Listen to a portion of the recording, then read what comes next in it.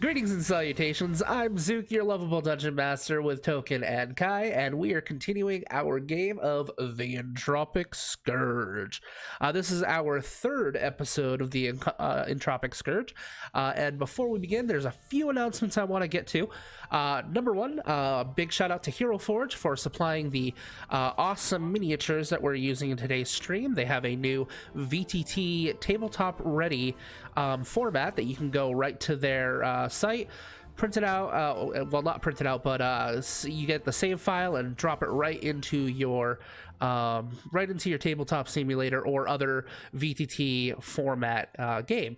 If you want instructions on how to do this, go to Geeks Anonymous's YouTube channel and you can see a tutorial that I did that was sponsored by Hero Forge, and with a good detailed way of importing your own minis. Number two, so all the music that you have been hearing and are hearing are from Kevin MacLeod of Incompetech. All of his stuff is royalty free. I haven't been mentioning this, but I'm trying to make it a habit to mention this because DMCA laws are getting really out of hand, at least in the US. I don't know anywhere else, but we're going to make sure that we give credit where credit is due, and really good music, and thank you to Kevin MacLeod. Second off, we hit our bits goal a couple streams ago. I didn't even realize it. So as soon as we get 3 active chatters in one of our streams, we will be giving away a spell tracker. I'm sorry, no, a streaming avatar, so you can have a nice little avatar at the bottom of our streams. And we are 1 follower away from giving out a customized spell tracker for Dungeons & Dragons 5th edition. So as soon as that happens, we'll do another giveaway, as long as we have at least 3 active chatters in Twitch stream. Let's see, anything else that I am missing? I had a whole thing printed out, but then technical difficulties happened and I lost the list. So I think that is about it. So we'll jump right into it. Does anyone, I know it's been like 3 weeks, 4 weeks since our last game, but does anybody want to do a brief recap of the session to basically get you guys another an extra checkpoint when we go to cash it out at the end of the stream? And you guys can use the session report that I printed out, that I typed out as a kind of a cheat sheet if you want. Trying to remember where we started last game. I think you just got into Morrisport. Yeah, I think we had just gotten into... Well, Oh, but well. we got in there, and it was an absolute culture shock for Atlas. Yeah. It's bustling with people. There's a fuck ton of people. It's basically a tourist attraction spot. There's fucking shops everywhere with the ridiculous names, and they're all like food and Yeah, they're all candy food based. related. Yeah. Even the blacksmith was food The Snick Snack. named. Yeah.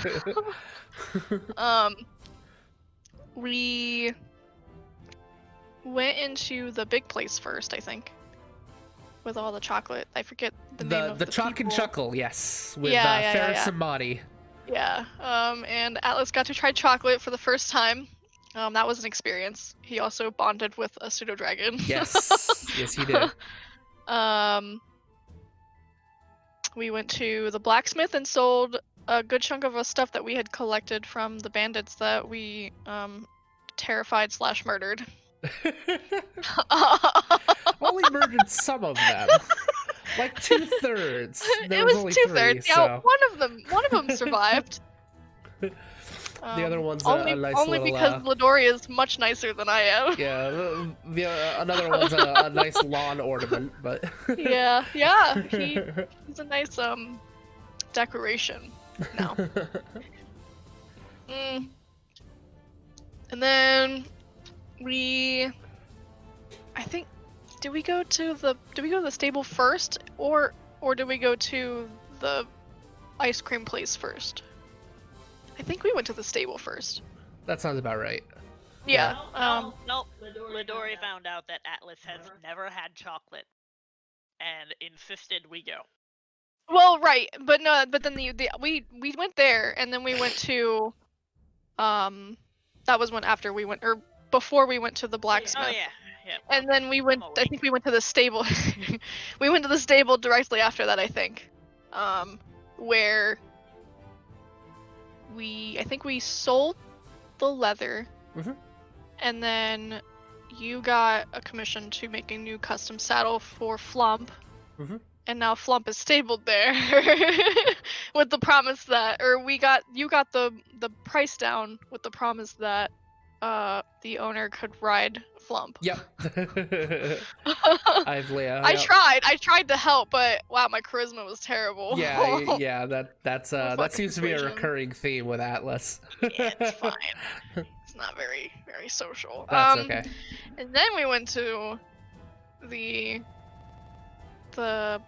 ice cream shop. It's a food place. No, it wasn't a food place. Yeah, it was like an inn, and the fucking halfling there is like coked up on fucking sugar, and Atlas couldn't handle that. It's Kiffy Proud Garden. He's about to lose his mind. So but nice of in you the to event that join us. in the event that we got there, Alice was very intrigued by the way that she made this ice cream and was like, I want to do that. So he asked if he could try. Did. It wasn't super great, but it was definitely good for a first time, and then got a part-time job there. Yes. Yep. So he worked for a day there, while we also got rooms there. You worked for 2 days, because we elapsed a little bit at the end. Yeah. Yep. And then we went to somewhere else for actual food. And there was a board. It was like a job board. That held a bunch of things that people needed help with, and there were three or four things that I grabbed up notes for, which was one had to do with, I think, an orc that was causing problems. One had to do with spiders, or like some kind of insect creature. Yep, to the north, yep. One had to do with people who had been paralyzed in the graveyard. Yes. By something. Yep. And I think there might have been a fourth one, but I can't remember. But we decided to go talk to the mayor about the people who had been frozen. Oh, no, wait. So we stayed the night. Or, like, we went to bed, and then we had a weird fucked up dream. And the dream consisted of us chained up, or we were restrained. Yeah. But I think it was like by something organic. Yes. It was like nasty. This blackened ooze stuff that was like. And there was something that crawled out of the ground, and it was a gross bug-looking thing, and it wasn't great. And we woke up in a cold sweat. Very xenomorphic. Yeah, don't like that. Yeah. Don't like that at all. So that was cool. So we decided to talk to the mayor about whatever happened to these people. And it turns out that it was a woman and her younger brother, or was it her son? It was a woman. I think they were lovers. I think it was no, because it was a kid. No, it wasn't a kid. It was like you said, it was like he was technically still in his teens. Oh, maybe it was. Yeah, their relationship wasn't really a significant standpoint, but okay, I know that they knew each other. Yes. Yeah. Ow. But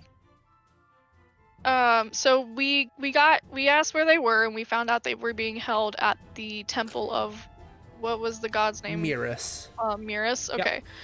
And we get there, and we talk to someone, and so they go get the head of whatever to talk about it. And while we're waiting, some old lady, who was also a priestess, came up and apparently recognized Atlas, but called him by his mother's name.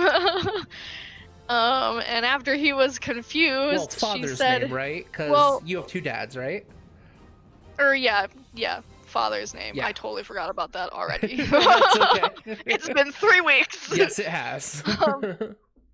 And it turns out that well, then she called him by his original His name, birth name, yeah. his birth name. And so he was absolutely confused as to why she knew who his parents were. Mm-hmm. And she gave absolutely no clarity into that. And then we were interrupted. Yeah, put Well, no, she pin meant on like that one. yeah. And then so we were taken into the back, and it turns out that this place they they have sex in the back, and they're like blessed while they're having sex. Yes. Mirus is a fertility god. It started to Alice started to put two and two together and realized that he was conceived here. And that just confused him even more. So that's cool. Yeah. So anyway, we get to the back, and they're showing us the people who had been frozen or paralyzed, and I wasn't sure if it was going to work, but I tried it anyway, and I used lesser restoration on them to potentially get rid of whatever curse or disease or whatever. And it worked. Yep. The first, the woman was terrified when she came to. Well, actually, they were technically like moving, but they were absolute fear and catatonic. shock. Yeah. And when she came to, she was coherent. And then Atlas used it on the boy, who then proceeded to punch Atlas in the face and break his nose. I forgot about that. That was cool. I'm pretty sure he rolled a nat 20. So that was cool. And then we learned that they were in the graveyard, I think mourning someone or something, visiting someone's grave, and they saw, what was it, like lights or something? They heard weird sounds, and then they saw eyes. I remember the eyes part, eyes. And the next thing they knew, they were there. So that was cool. Right. And we decided that we would go to the graveyard at night and see what we could find out. And I think that's where we left off. Yep, that's a very good recap. So yes, basically, and to go over a couple things, you guys got the armors all situated. Anything that you were waiting for, you got from the blacksmith. You were able to get the saddle and flint back, and you guys were heading to the graveyard. Anything that you wanted to add to that at all, Ladori, or are we good? I think we're good. Okay, so let me change the track to a little bit more ominous, something a little bit more fitting. There we go.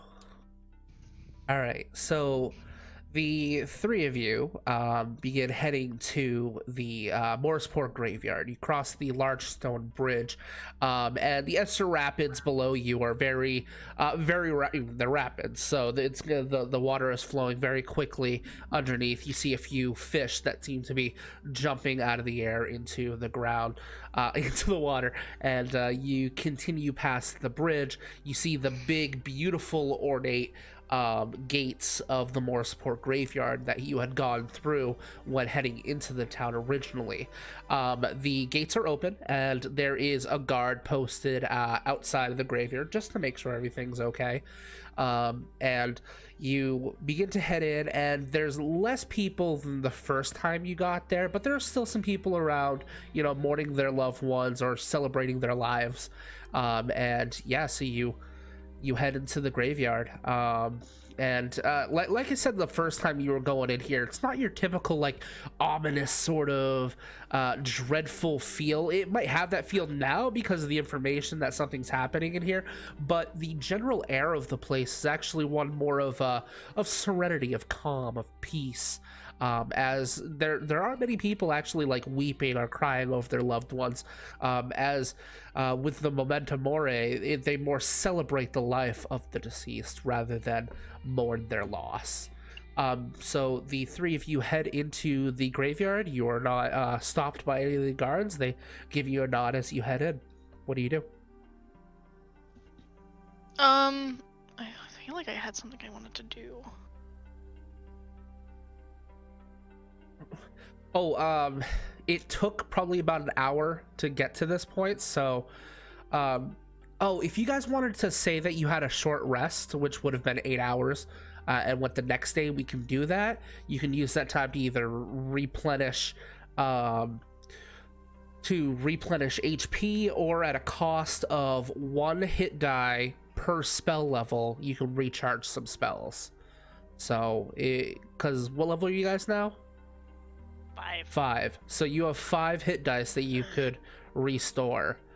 So you could technically. I'm not missing any HP. You're not missing HP, but you are missing spell slots because of the restorations and stuff. I don't think I have the thing that allows me arcane recovery yet. Hold on, let me see. No. This isn't arcane recovery. This is something that I added to the survival mode because it's a lot harder for you guys, because you can't just benefit from a full rest all the time. So, I allow you to. You can take some of your hit dice to replenish some of your spell slots. So you have 5 hit dice. So technically you could get like 2 level 2s and a level 1 back, a level 2 back, and then have 3 left over for the next time you need them, or you can just save them for the next time that you rest in case you need it for HP. So is 1 hit dice equal to like one spell slot? Yes, or... 1 hit die is a level. It's basically per level. So if you want a level 2 back, it's 2 hit dice. If you want 2 level 1s, it's 2 hit dice, so on and so forth. Okay. Cool. All right. So it is a sunny day out. It's getting into the chillier season, but it's more autumn. It is in the month of Elidibus, which is towards the tailor end of the year, second to the last month. Yeah, the sun is shining, so it's one of those like nice autumn days where it's just kind of like a slight breeze in the air. It's not cool enough that you guys need like winter gear or long sleeves or anything. It's just a nice calm atmosphere. You see the trees in the graveyard are multicolored, that vibrant like orange and reds and greens that you would see like on the coasts of the United States and whatnot, in like the Northeast region, New England and stuff. But yeah, so you're in the graveyard. What do you guys do?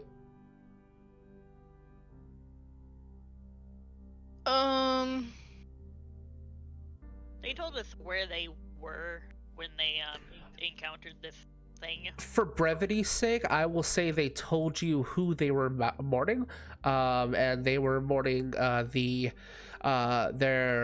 grandfather. They had just lost their grandfather, so there is a mausoleum that they would have told you where the location is, but it's a really big graveyard. I mean, we could start there, make our way over. Yeah. Sure. Yeah, that's good. Let's do that. Okay, so you head deeper into the graveyard. You see a few people. Like I said, they're by some graves. There's actually a couple that is picnicking. They got a blanket out and a meal and some wine and whatnot. They're drinking to one of their loved ones. You see one of them pour a little bit of the alcohol on top of the mound where their past one is lying. And you head deeper in, and you get to the location of the mausoleum that they were talking about, and the doors are unlocked. They're slightly opened, and you do see there is a guard posted out front with a halberd. Doesn't look like he's like stressed out or stopping people from entry or anything like that, but he is definitely stationed right out front of it. Okay. What do you guys do?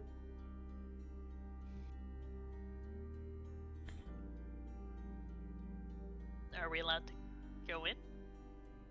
Do you ask that, or are you asking me? Atlas is probably just walking in. Why would I ask? If Atlas is going in, Ladori is going to follow him. So you start heading in, and you like basically have this air of purpose, like I'm not gonna ask. And the Places to be. the guard will hold his arm out. Ho ho ho ho! State your business. What? State your business. I'm going inside the graveyard. You're in the graveyard. Why do you need to go into this mausoleum? Because I'm looking for something. What are you looking for? There was a disturbance here, and I have been posted to this location to prevent people from just going in. It could be dangerous down there. That's why I'm going in. Right. And who are you again? Atlas looks at Ladori like, are you fucking kidding me?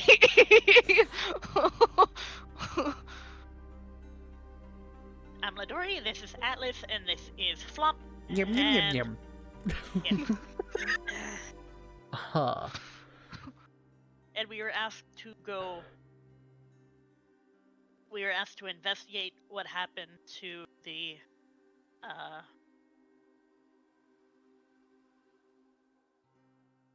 We established they weren't a couple, right? Because my brain. just No, went yeah, I there. don't think they were a couple. We've been asked to investigate what might have happened. The pair of people that were found here by the priestess. Okay. Of mirrors. All right. So go ahead and make a persuasion check for me. First roll of the night. Don't fuck it up. I'm gonna fuck it up. You botch. He attacks you. Persuasion is +6, so 16. 16. You said the priestess of Mira sent you. Yep. All right. All right. Well, suit yourself. If you need my assistance, just We'll yell. loudly. It does go a little deep into the ground. Good luck. Thank you for assisting Morrispor. He nods and gets out of your way, and you can head on down. This all happens, this whole exchange happens, and Atlas just like sighs and then continues it. What a waste of time. I'll fucking hurry. You hear Flump kind of stomp his feet a little bit, and then like brushes the hind legs, and heads on by, and you hear the god go, "Oh, did that thing just poop?" Flop. Yum yum. And you guys head down. You head down into the mausoleum. Atlas just like nods his head. Flump seems proud of himself. Good. Okay, so Of course he does. the three of you head down into the mausoleum. The stone, the stone stairs they've been here a while. This mausoleum is obviously a family tomb, and has quite a few graves. A lot of people resting here, most likely for generations. It's one of those. They likely bought the plot like hundreds of years ago and have been burying their dead. So you continue down into the corridor, and you see several labels and different caskets lined up, and it looks like this whoever owns this plot or owned this plot originally had a lot of money, because not only do you see the names of like rest in peace and the name of the people, you actually see, looks like they have etched in portraits into the stone, so they can remember the loved ones and what they looked like. Go ahead and make a history or religion check if you want to know a little bit more about this. Not sure Atlas would know, so if Atlas wanted to roll, I would say disadvantage. Yeah, Yeah, Atlas probably doesn't care. I got an 8. You got an 8. Congratulations. Yeah, looks like whoever has this had money and basically wanted to remember their dead ones. You do know of the Memento Mori, you know of the Day of Remembrance, and basically that's it. Right. You continue, and the mausoleum actually goes deeper into the ground and curves around the corner. You notice that your surroundings are very well kept. Normally, you go into like a tomb or a mausoleum anywhere else on Earth, and there'd be like cobwebs, there'd be insects, it would be very disheveled. Here, however, it looks very well taken care of. There's not even dust on the tomb. Someone comes in here and cleans it. Probably on a weekly basis. You continue down, and you go around another corridor. It kind of snakes around, and you go down a whole 3 layers. I'm gonna have you guys make either a perception or investigation check, depending on how you're looking around. Would you guys be looking for clues, or are you guys like kind of using your perceptive abilities? Yeah, Atlas is definitely looking for like anything that would be, I guess, wrong. Sure.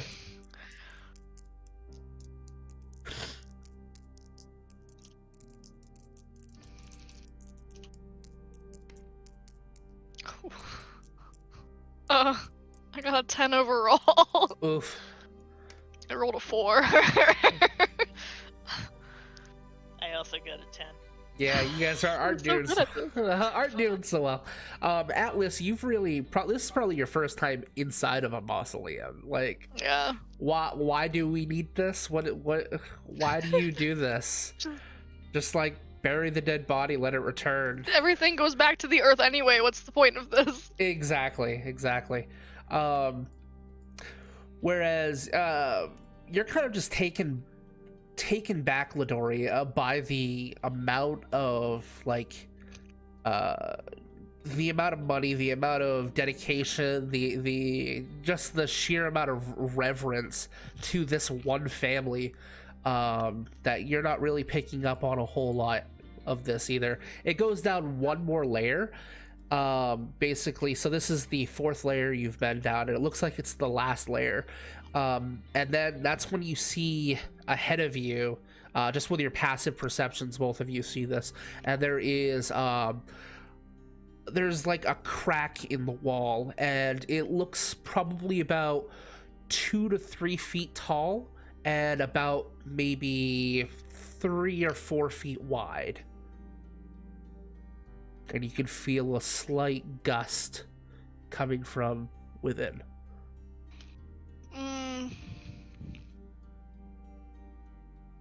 I'll peek inside. Sure. You peek inside. Do you have dark vision? I sure Yeah, will. of course you do. But I also will cast dancing lights. Okay. So Just send a bunch of globules. combination of your dancing lights and your dark vision, you send in the 4 globulars and search in, and it looks like that something like maybe they dug a little too close to a tunnel or something like a tunneling animal, a large one, kind of came too close, or it might have been like maybe an abandoned mine shaft or something. You're not sure without going in further, but it's like a naturally formed tunnel underneath, and it keeps going and then snakes off until you can't see what's down the hallway. Okay. Atlas will relay this. You think we should go inside? Choking. I'm fine. You're fine. I don't want to, but yes. All right. I had assumed this happened outside, but if it happened in here, then this was probably where whatever attacked them came from. Makes me wonder though, why did it just look at them and then disappear, and then like didn't try to kill them or anything? Okay, so what do you guys do? I guess we're going in. All right, so You want me to go first? Sure. You're probably a little more tanky than I am. A little bit. Maybe I a need little some of bit. those lights though, Oh yeah, I'll keep them ahead of us. because I don't have dark vision. yeah, so for because that does dim light, you're still going to be at the disadvantage since you don't have dark vision, but you won't be blind, so that's good. Dancing lights and dark vision. Dim. Yes, it is. Light? I'm No, it's pretty. torchlight. What is it? They're torch-sized lights. No. Um, Does it shed dim light or bright light? It should say in the It description. sheds light in a 10-foot radius.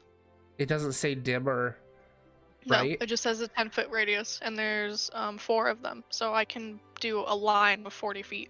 Okay, I'm pretty sure that dancing light was dim light, but let me double check just to be sure. I'm looking at it right now on D&D Beyond. Yeah, I know, but like it's supposed to say bright or dim because that makes a fucking difference. Well, it says the light. The light is shed in a 10-foot radius, so. Right, but it makes a difference if it's dim or bright. Is it dim light or is it bright light? It says you can also combine the 4 lights, blah blah blah, to make them vaguely humanoid. Whichever form you choose, each light sheds dim light. Oh, it is dim light. There it is. I'm blind. Okay. Is there an option to combine them together to make bright light? No, Okay. I can just combine them together to make a vaguely humanoid form of medium size. Yeah. Okay. Okay. So So it says yeah. no matter what form, it's dim light. So what I said is basically accurate. Mhm. So I can do it up to 40 feet. you'll be Well- at the disadvantage, but you won't be blind, so that's good. However, because you have dark vision, you'll be fine because basically it turns that dim light into bright light for you. Okay, so Ladora, you get in and you've got the globulars of light kind of floating around you. Flump kind of squeezes in past you. It's a little bit of a tight fit, and there's a point where you got a nice big Almiraj butt in your face, Atlas. But you see the legs kind of scuffle in and squeezes into it. He's a burrowing animal. He's fine. Because you're a halfling, it's no fucking problem for you. You scoot right in, no problem. I fit. Yeah, you just kind of have to bend down a little bit. Atlas, you're able to because you're also part dwarf. You're a little bit on the shorter end, and you are able to get it as well. I'm definitely still doing this. Oh but... yeah, absolutely. The tunnel. Once you get past that crack in the wall, the tunnel is actually a lot bigger. It's about 10 to a varying 10 to 15 inches, not inches, feet high, and probably about a similar width as well. And you guys begin heading down. It's definitely a natural passageway. As you head further in, you see several like earthworms kind of scurrying around in the walls. You smell the kind of damp earthiness in the air, and you step in. It's a little bit muddy, like there's been an abundance of moisture, which makes sense. It did rain like a few days ago. And you continue down the tunnel. Is there anything you're looking for in particular, or? I do gain wild shape back after a short rest. Aha! I thought so. Okay, that's good. Mostly just looking for whatever was just any creatures, I guess. Okay. You head further in, and since you're actively looking out for stuff, I will have you guys make an active perception roll. Disadvantage. For me. Yep.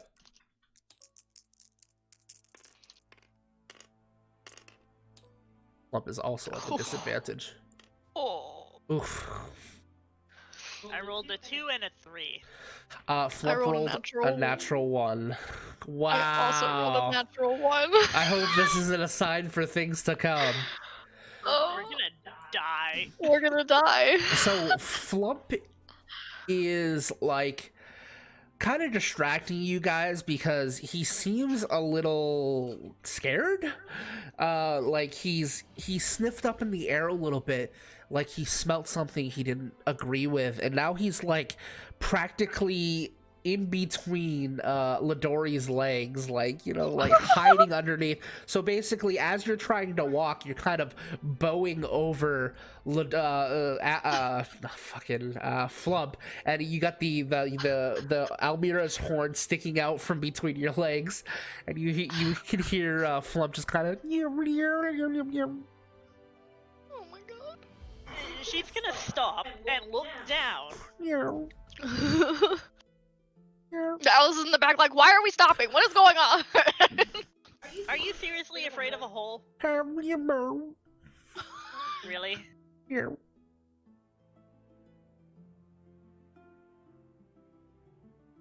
Do you want to go back up top? Make an animal handling check. At the advantage, because it's Flump. Good, because I'm rolling like ass, apparently. It's just one of those days, I guess. Not very good. Wow. 8. 8. Oh my god. Flump is kind of like Flump is basically frightened right now. And he's just like staying between your legs. And he actually like nudges under you and pushes his way between your legs, so that you have to be on his back. He basically wants you to ride him right now because he's scared. Oh my god. I will settle back in the saddle and give him a pat. And Atlas will squeeze past and continue forward. all right, so Alice, you're taking point now. Mm-hmm. All right, so I mean, we can still be in front, but Atlas is Flump would probably be a little scared and want to stay behind Atlas. maybe. Stomps his back feet. Don't give me that. You guys continue down the tunnel. After about 5 minutes of travel, the entrance kind of opens up, and you're in this large kind of cavern. You can hear the dripping water, drip, drip, drip, as you see the stalactites and stalagmites. I always have to remember C is ceiling, G is ground. So the stalactites hanging from the ceiling. And there's a small natural pond as well as you look around, and you're kind of just taking in the sight, and you see kind of there are 2 other tunnels ahead after the clearing in this large room. There's actually a faint bit of light that seems to be resonating from the middle of the pool. What do you guys do?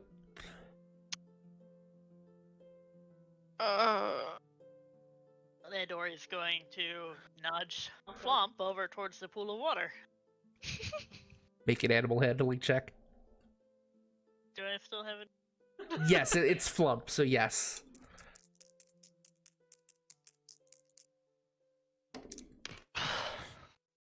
$23. Okay. It's much better than 8. He kind of takes a deep breath. You see him close his eyes for a moment, and he kind of takes this posture and puffs his chest up, and he is no longer frightened and heads towards the pool. Good boy. All right, what do you guys do? Can I inspect the water? Sure. It's glowing. Sure. Yeah, Wanna yeah. see There if, like, seems to maybe be it has some something kind of- inside that seems to have this natural glow to it. Now, does the water itself The glow, water or seems is to it be like there's something amplifying. underneath? Like there's something in the water that is amplifying whatever, like the clear reflective. So imagine like the water is kind of acting as like a magnifying glass for whatever is inside. So the whole pool is kind of lit up, but there is a source inside of the water. Okay.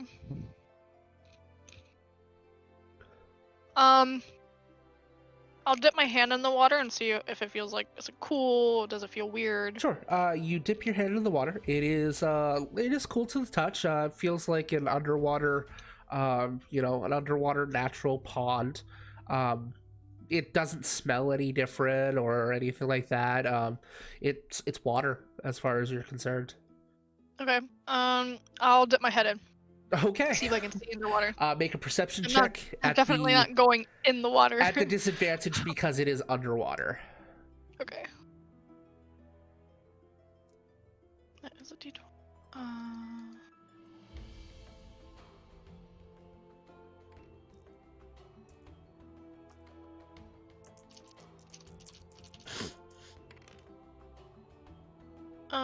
You said perception? Yes. I can't math.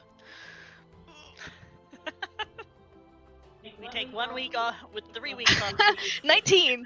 19. Okay, you do see, it looks like there is the source of the pond itself is probably about 5, maybe 6, 7 feet deep, and there is like a stick at the bottom. It looks like a metallic stick of some sorts, and it's slightly curved, and you see it has like a clasp around a gem, and the gem itself is what is glowing.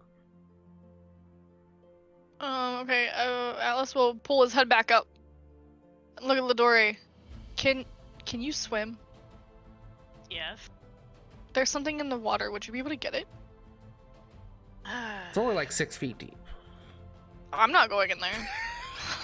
I'll get it. Okay, so you head into the water. Yeah. How tall are you? Fucking know. How tall are halflings? I Like forget. 3 They're like something. 3 feet. Yeah, right around 3 feet. Yeah. Okay.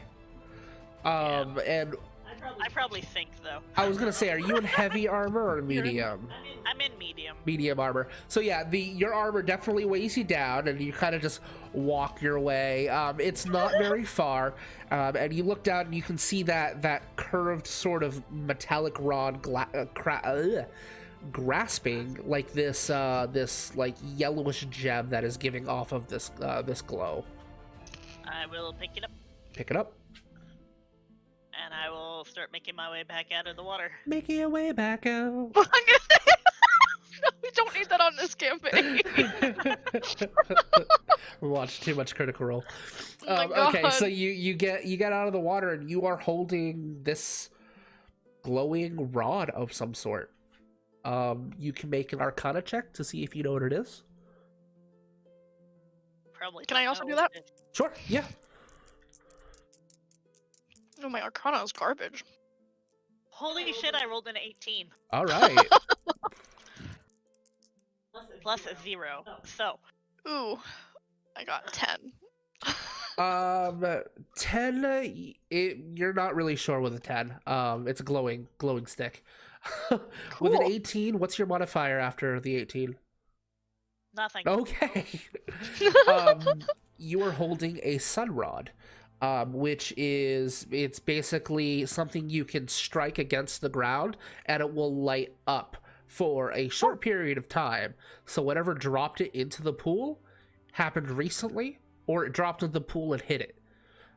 You're not sure, but whatever happened, it was within the last like hour or so. Lenore is going to look up. Okay, you look up, you see the stalactites. Look around. Sure. Make either perception or investigation, whichever's better for you.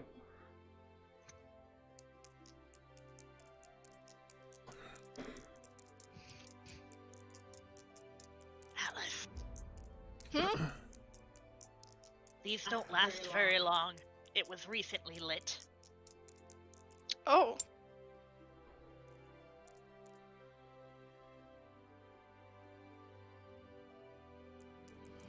What'd you get? I use my inspiration. Don't you have lucky being a halfling? Oh fuck, I might. Yes, I think. So yeah, you can re-roll a natural one. Lucky! Is that every time, or is it like once a day sort of thing? When you roll a 1 on the d20 for an attack roll, ability check, or saving throw, you can re-roll the die and must a new roll. It is technically a perception roll, so it is an ability roll. It's not a nat 1. Not a nat 1. Okay. So But that's still a 4. you're looking up at the ceiling, and you're seeing the stalactites. But with how dark it is, it's kind of hard to see. Even with the dim light that is provided by the dancing lights, it's a little too much for you to see. Did you roll perception as well, Atlas? Oh, no. I can. Yeah, you kind of look over and you see Lidori's kind of looking above her and trying to see if she finds anything, if she sees anything. Is it perception? Yes. 20 total. 20 total. You look up and you see, it's really hard to see, but it's like just out of the range of your globulars of light, but you actually see what looks like kind of not tied up, but looks like it's caught in some of the stalactites. It looks like a bag of some sorts, like a knapsack or a backpack. What the fuck? And there is like a little bit of a rope that looks like it has been like pitons fed through. Oh.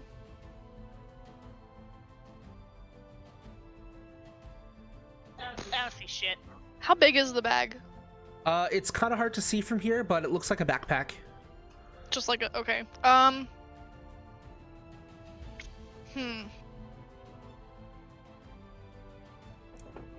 I will wild shape. Never mind, I will not wild shape. I can't wild shape on anything with flying speed. Yeah, unfortunately. Yeah, if you were Just the other type, kidding. you would have that by now, but unfortunately Yeah. you are of the land, so. Oof. That's fine. Shit. You might be able to transform into something with a climbing speed, though.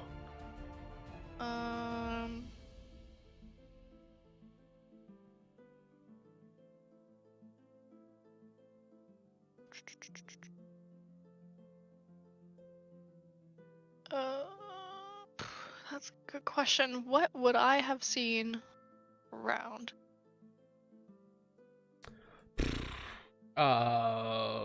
Lots of things could climb. Beavers, bears. You could also have something that is a tunneling thing. So you could like do like a badger or Have a I ever wolverine. seen a giant spider before? Sure. Yeah. Sure. Yeah. I don't remember what the what its That's a good question. its challenge rating is.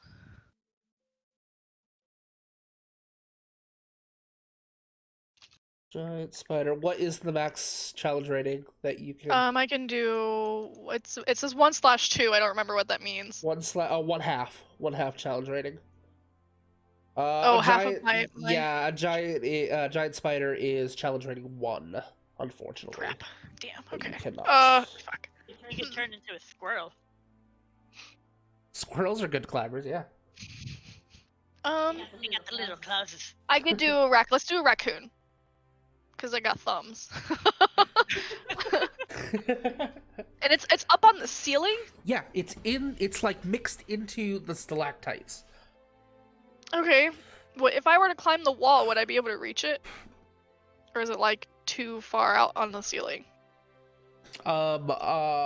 It's like in the middle above the pond. Are you turning into a squirrel or raccoon? I was thinking of raccoon. Because they're good at climbing. Okay. Do you turn into a raccoon?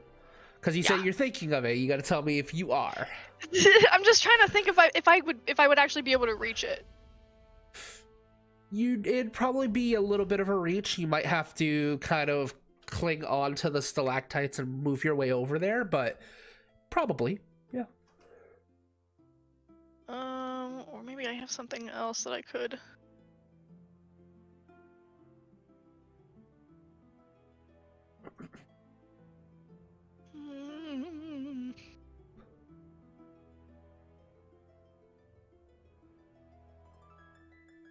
Hey, Flump, how high can you jump? He jumps. Wow. He seems proud of himself. God.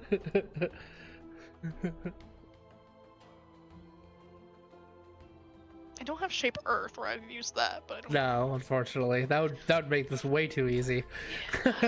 Well, I have it's a cantrip. I just don't have it. Okay. I chose shape water instead. Ah. So I don't drown. Not Anyway. a bad idea. Yeah, okay, I'll turn into a squirrel. Okay. Just because it's lighter and faster, probably. All right, so Ladori, you look as Atlas is concentrating for a moment, and like Ladori, I mean Atlas's height begins to shrink and shrink and shrink. The bones begin to pop and Ooh. as fur begins to just kind of grow from his like face and other skin, and kind of hunches over, and two big teeth kind of form in the front as turns into a little tiny squirrel. I could probably throw you. Looks like Ladori, fucking Flump like I have my looks... intelligence. yeah, you do. Yes, you do. Yeah, It's not so I can polymorph, luckily. understand you. But Flump's like nose right up to you. Just Yeah, kind of... and Atlas will do the same. We'll go with nose.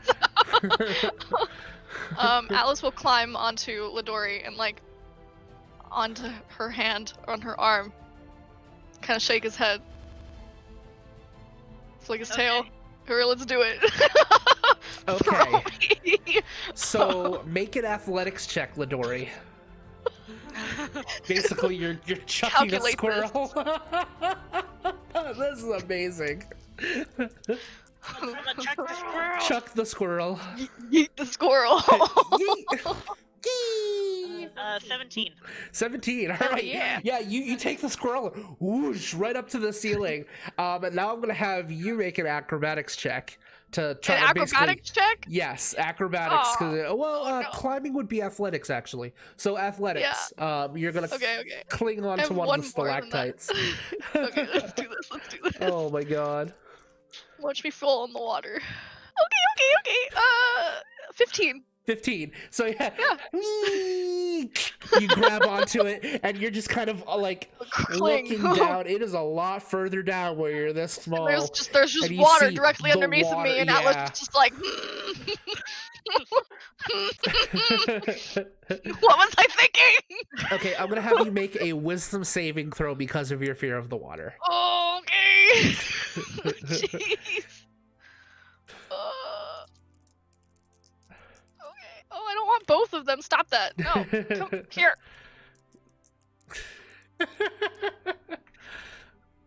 Lag.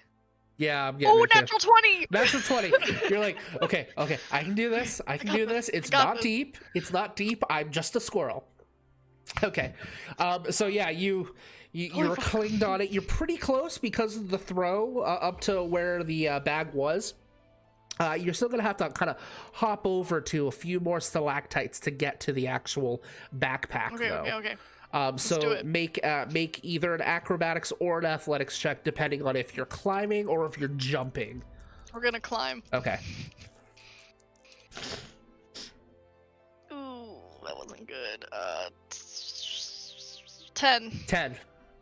So you're kind of climbing up and you're reaching over, but you kind of can't get to it.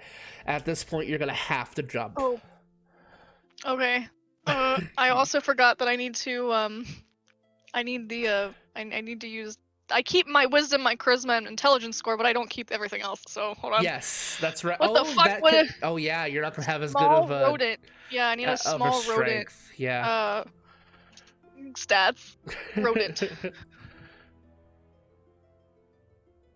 Okay, that's better than my dexterity. No, it's not, but it's close enough. It's close enough. Okay. You said let's see.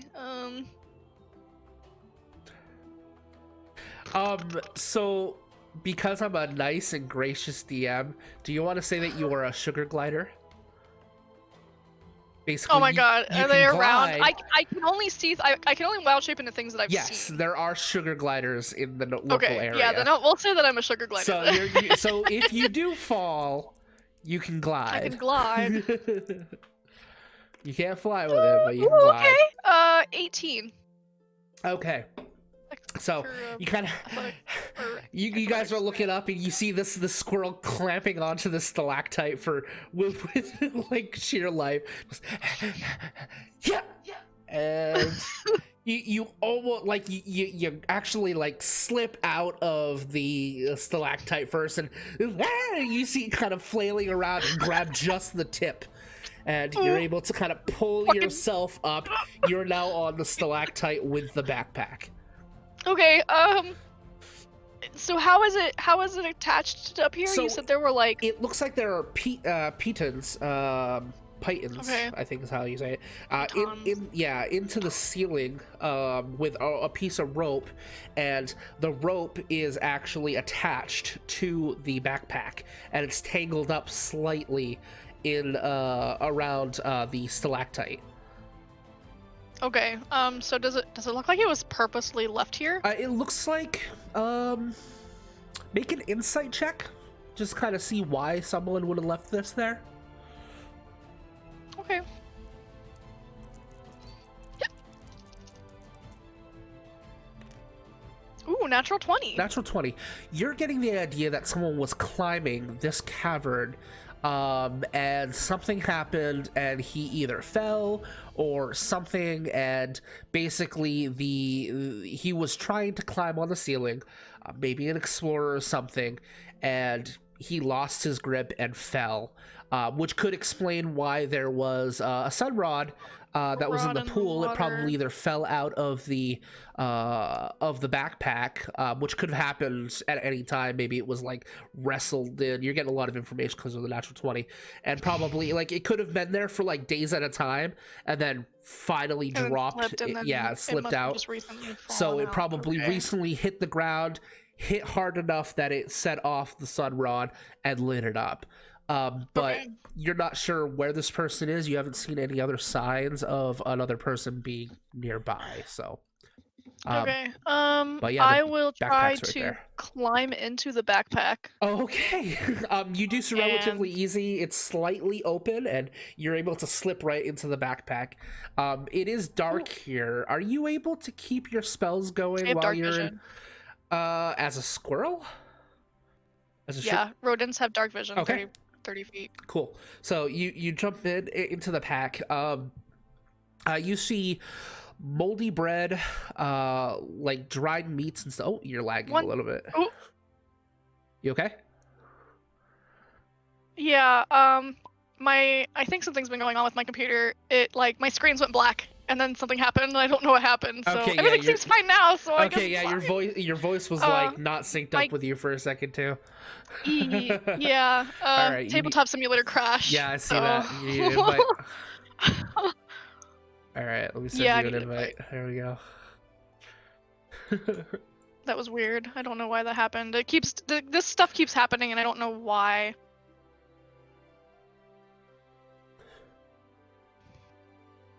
Okay, did you get the invite? Yeah, I'm getting back. Okay, Here we go. perfect. So yeah, you scoot into the backpack, and you see some pieces of moldy bread. You see a little bit of dried meat. There's actually 3 more sun rods, as well as the rest of the 50-foot length of rope. And it looks like it has a what are those called? The fucking things that you attach. Come on, people put them on their fucking keychains all the time. The clips. Like a carabiner. Yes, Carabiner? carabiner. Yes. There's a carabiner that is attached to the inside of the backpack, which is what's keeping everything kind of hanging onto the ceiling. Together. Okay. Yes. There's some other So- supplies in there. You actually see a book as well. The moldy bread is interesting. It tells me that this has been here for quite a while.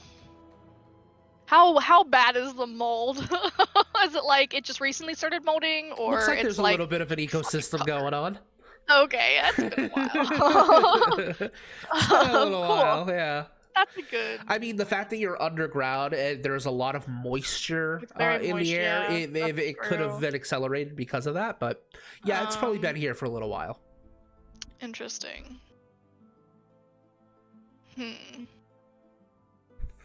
Is the only thing that looks interesting in this book? Yes, bag. pretty much. I mean, the dried meat is probably still good. Maybe doesn't smell like it's bad, but I don't really care about the dried meat. Yeah. I'll like take a bit off, eat it for a second, like try to open this book in the bag. You're trying to. Oh, it's not gonna be a successful attempt.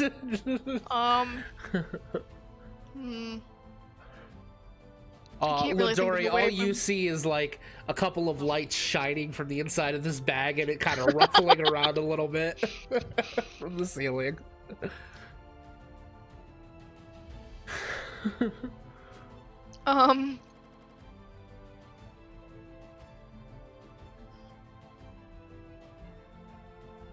Interesting. Okay. Well, I'll crawl my way out. All right. Crawl your way out. You see, it looks like Flump has grabbed a hold of like a rock in his mouth and placed it down by the pool, and he kind of he put his back to it, and he kicks one of the rocks up. It doesn't quite make it though. But he's trying to like hit me? he's trying to basically hit the backpack. It's a little too attached to this rope for me to be able to like shimmy it off, is it? You could probably finagle the carabiner, or you could basically chew the rope off if you wanted to, but no, I don't want to do that. I want to use the rope to get out of here. Okay. I'll try to like unhook the carabiner. Sure. But is it? Could I maybe slide the backpack so it's not directly above the water? Doing that with it's gonna be really tough with how small you are. Okay, I was gonna say like hold onto the rope and then like grab it with my face and like pull. I will say make a strength check with the rodent strength. Yes. Okay, let me try that. Oh shit, I can't interact with anything because it won't let me choose a color. Oh no. Change color. You are red. Yes, there you go. Yeah, there we go. Okay. Okay, here we go. Let's see how terrible this goes. This is what's the modifier? Ooh, 11 minus 4. You are too small. It does not budge at all. Okay. Then I guess I'm just gonna say fuck it, and I'm gonna try to unhook the carabiner, so it just drops into the water. Another rock comes flying. Oh my up god! at you and then bloop back into the water. I'm just being an asshole. I start making loud, obnoxious squirrel sounds so that it won't stop. Okay, so what are you trying to do now? I'm trying to unhook the carabiner so that the backpack will just drop Okay, in the water. Because of the amount of tension, it's gotta be another strength check because of the way it hooks and the rope kind of goes like this, so you're gonna have to like slide it. So this is the last attempt. Well, that's a little better. 11. 11. Okay, you kind of step in the moldy bread a little bit, and then you use... Oh, I don't want to be in the backpack. I do not want to be in the backpack. You're not in the backpack. Okay, so I you're am not dropping into the water. Up against the stalactite. I'm like holding onto the rope. Okay. And trying to unhook it. And you're using your feet to kind of brace up against, and then slip. Whoosh. Cool. Can into I the make water. some sort of check to see if I can catch that? You're gonna try to catch it. Okay, you're gonna have As to soon go as it drops, I back just into start the squeaking water. like I just start making a racket. Catch it! Okay, make a dexterity saving throw to see if you can catch it before it hits the water. Are you? I was just turning it. Roll, damn you. Spin the die.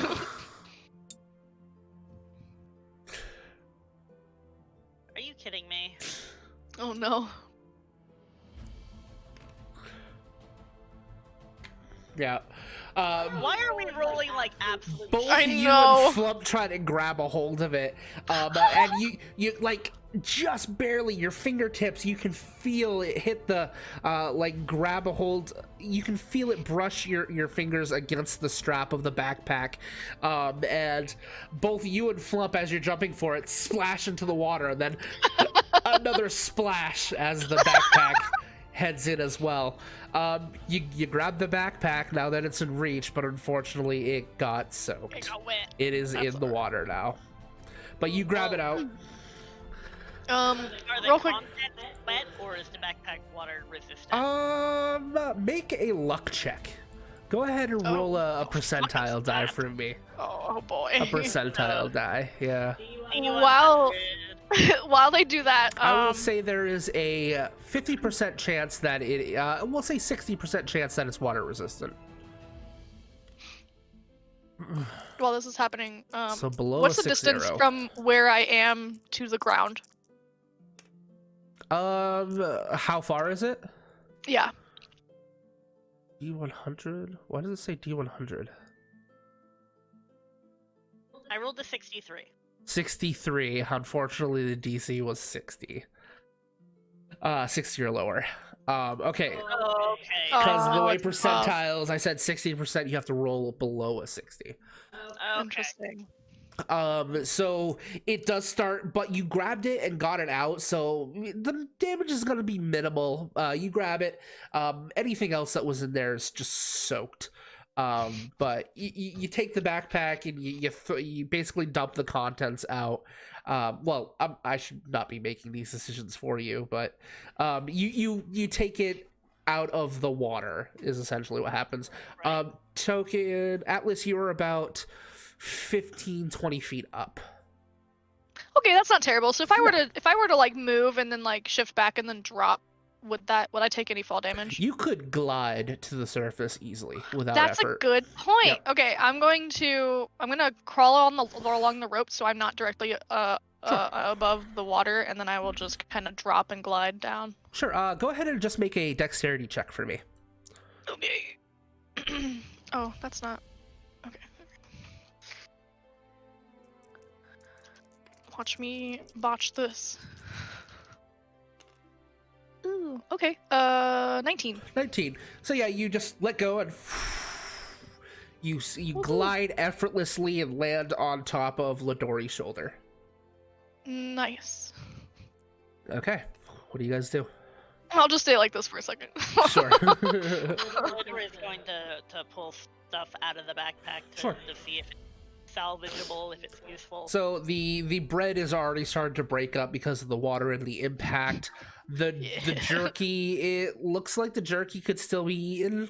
It's a little wet now, but it's not too bad. It's been in a bag with moldy bread. I don't want to probably not. Like if you're fine, starving, I it would munched be on it a little bit. yeah, a couple little Like, nibbles this taken smells out of it. And you see the book as well. There's also like spare clothes. There's a bedroll.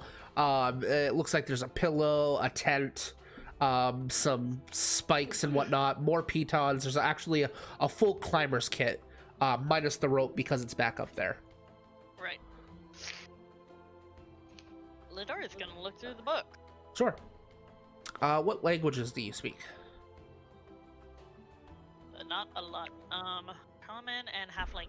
Halfling and common. I know Common, Druid, Dwarvish, and Giant. Okay, it is in a language that you guys do not understand. Oh, cool. Peachy. Go ahead and make a basic intelligence check, though. Both of us? Sure, since you're looking at the book. This is to see if you guys can at Yeah. least recognize the language that it's in. Not necessarily over the shoulder, but on the shoulder. It's just what I get in that 20 on. Of course. I got a 15. Okay, so 15, you recognize the language as Elven. It's very calligraphy, very a very beautiful language to look at. Ladori, not only do you recognize it as Elven, but you've dealt with some elves in your past because you used to live in Hillcrest. There are quite a few elves that go into the area. You recognize some of the words. You're not fluent in this language, but it's kind of like if like I don't know Spanish, but I know enough Spanish that I'd be able to pick out some words. And you're getting the gist that it's basically a journal of some sorts, and you see keywords like excavation, mining, a day log, and then you see the word like death, less crew. You see lost our supplies, trapped. It's really hard to make out a whole lot more, but you're getting the gist that basically whoever this journal belonged to, it was part of an excavation crew. They had a big team, and then something happened. They lost some of their crew. They lost the supplies that they were gathering. And then you see the last word of the book is danger. Oh, cool.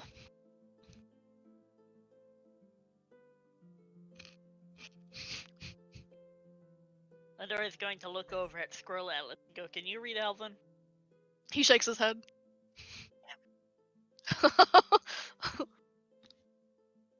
can make out some of the words. There was an expedition. Something happened. Supplies gone. Danger. But there might be other people down here. Atlas will jump off the shoulder and change back, Okay, kind of sitting down on the ground. you basically jump into the air and you begin to glide, and mid-glide you basically begin to turn back into your regular form. The last thing that you decide to get rid of from that form is the glide. So basically you glide down into your form and then just gracefully land on your feet. Dramatic bitch. Yeah, he's pretty well, just a little bit. It's fine. He'll kind of turn around and the bread that was in there, the food was disgusting. So I can only imagine how long this has been in here. Right. Flump is nosing his nose into it, and he begins grabbing some of the food. That's probably not a good idea. We have food to eat. Looks up at you with a piece of jerky hanging out of his mouth. Oh, I will say that was pretty good. I had a little bit in there while I was. He rips off a bit and then noses it forward to you at your feet. Who, me? Yeah. Oh. So you said that you liked it, so he noses some over to you. Atlas will stare at it for a second and then eat it without question. The Almiras will remember this.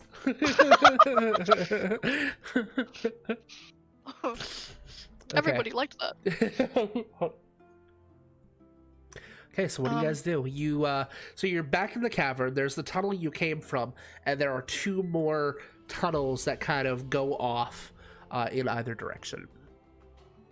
And like I said, there are 4 other sun rods inside of the backpack. Oh, there were more. Yes, okay, there were 4 okay. other sun rods. Yeah, Atlas will mention. I think that the one that was in the water was recently lit because it fell out. I don't think there was anyone actually using it. Right. So you said there's 2 different directions we could go? Yes.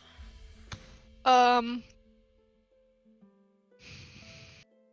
were the pythons leading?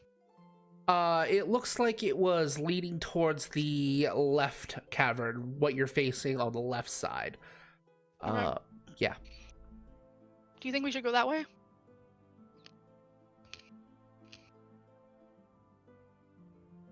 Well, I don't have any better ideas, so sure. Okay, let's go. Okay. In order to do that, though, the water will have to be traversed through. Mm. How tall is your character? 4'9". 4'9". It's like at eye level. If you were to like, yeah. So it's not enough that you could like you could theoretically drown in it, I guess, but yeah, it's only about 5 feet deep. How far can you jump?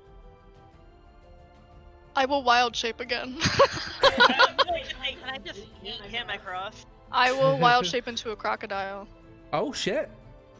How many times can you wild shape though? This is 2 the last times a time, day. yeah, Yeah. 2 times. Do But you that's want fine, to use I- it on water? Yes. Definitely not. I So- mean, I don't really. My wild shape is definitely not my strong point. Right. So it was 100% going to be utility for me. Crocodiles. What's the challenge rating on them? It's actually what was recommended for half challenge rating. So Okay. yeah, So crocodile is something I can use. you muster up the courage, like fucking water, and then At least I know how to swim. you let the instincts take over you. Rather than thinking as Atlas, you think, I'm gonna think of a denizen of the water, and you begin to shape. You crouch down, your form elongates. You feel that popping sensation, that bone and sinew crushing and reforming, as your skin becomes more scaled, and the ridges along your back begin to pop as it goes all the way down. Your tail kind of snakes outwards. Your face elongates into the crocodile form, and you are able to slip right into the water. Cool. The cool thing about crocodiles is that they can hold their breath for 15 minutes. Yes. So Yes, very good. if something terrible happens, I will not drown immediately. All right, you are now a crocodile, and you head into the water. Yep. All right, Here we go. what do you do, Lidori? Otherwise, it's gonna walk across. Yeah, it takes you a little bit. It's basically difficult terrain for you, but you're able to do so. Flump is, as you're heading in, you look back and you see Flump just kind of sitting there looking at the water. And he's just already drenched from when he jumped in to try to get the backpack. And he's just like dripping with his friggin' he's a soggy bunny. He just does not look fucking pleased. And he looks at you as you're like half into the water. Are you coming, Flump? Yeah, stops his foot and then reluctantly heads into the water again. I was just like, Crocodile Atlas will absolutely go over there and shove him in. If I have to suffer through this, you have to suffer through this. And you all begin Suck water. trenching through the water. It's you're able to get to the other side of the lake, which is probably about 40 or 50 feet away. There are a couple points where it gets a little bit deeper, but for the most part, it's not too bad. You have to climb up a little bit over basically where the tunnel forms, and you get up and over and start heading down. You can see that the pitons and the start of the rope ends here, so it looks like whoever did this was trying to avoid getting wet, basically by climbing across the ceiling. However, something happened. And you continue down the tunnel. As you continue down the tunnel, the air gets a lot more musky. There's this smell about it. I'm gonna have you guys make either a survival or a perception check to see if you can kind of identify the smell. Or nature would work as well. We're just like walking, right? Because Yeah. my normal speed, because we're out of the water at this point. Yeah.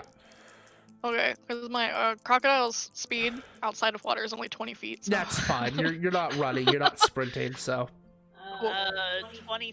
Modded 20 survival roll. okay. Survival. Yeah, survival, perception, or Ooh. nature. Oh, Hello. Okay. Oh, hey Zay, how's it going? oh hi. If we get 2 more viewers in chat, we will do a giveaway. Okay, so You said survival. Survival, nature, or perception. Whatever's the best out of those three. Okay. My survival and perception are the same thing, but I rolled like shit, so I got a total of 11. 11. Okay. Nothing really. You're just glad that you're out of the water at this point. You're kind of water. slowly walking around in your crocodile form. Modded 20 on survival. The smell, you've unfortunately been accustomed to it before in your travels. It is the smell of decomposing flesh. Ew. And it seems to be the source of it is further down the tunnel past your past what the dim light provides from the dancing lights that are still going. How long does dancing lights last? Oh, that's right. Yeah, so you have bright light with the sunrod up to 60 feet. Which is actually better than your dancing lights. Dancing light only lasts for a minute anyway, so. Right. I mean, it is a cantrip, so I could technically keep casting it, but I don't think I can cast spells while I'm in wild shape. Recovering from raid night with some tea. That sounds nice. Okay. Yeah, you can't cast spells. So do you keep your dancing light going, or No, are you gonna let it? It only lasts for a minute. Oh, okay. And I can't cast spells while. Oh, yeah, because I'm in wild shape. Later on you'll be able to, because land actually gets to be able to do that. So. Oh, really? I'm pretty sure land, because they're the spellcaster focused ones, so they get the ability to wild shape and cast spells. I think. That would be cool. I might have it backwards, but all right. So you continue heading down. You've got the bright light of the sun rod as you're holding it ahead of you, and as you peer further in, you see it opens up into another opening as well, and you look down. As it opens up, it's basically like a pit in the ground, and you can see just dead bodies, just like of various decay. We're talking probably like 30 or 40 dead bodies. Some of them are just picked clean skeletal remains. Some of them look like they've been missing for about maybe 4 or 5 days, and you can see they're in various stages of decay. That's gross. Yeah. Can we tell what killed them? Like, do they have any wounds? Go ahead and make a medicine check. Okay. That's pretty good. Let's see what I roll. Cool. 12. 12, okay. Modded 20. Modded 20. So the 12, God. something, you're not sure if it's what killed them, but something has been basically eating the remains. So there are bite marks on pretty much all of the corpses. With a modded 20, you can tell that these people probably were eaten post-mortem. So basically, something was collecting these corpses, which could have been a variety of different ways. You're kind of getting the gist that whatever is doing this is tunneling underneath graves, grabbing the corpses as they're buried, bringing them back here and eating them. What the fuck? Yeah. That's when I'll have you both make a perception check. Oh.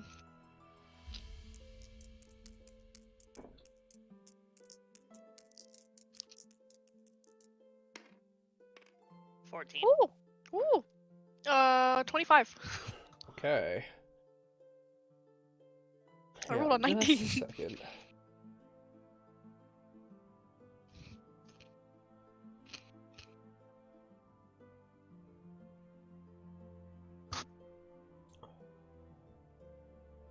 Okay, I'm gonna have both of you make a wisdom saving throw for me.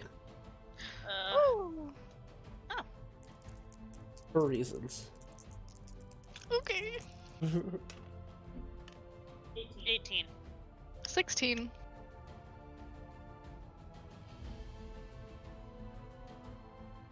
Okay. Hang on just a second.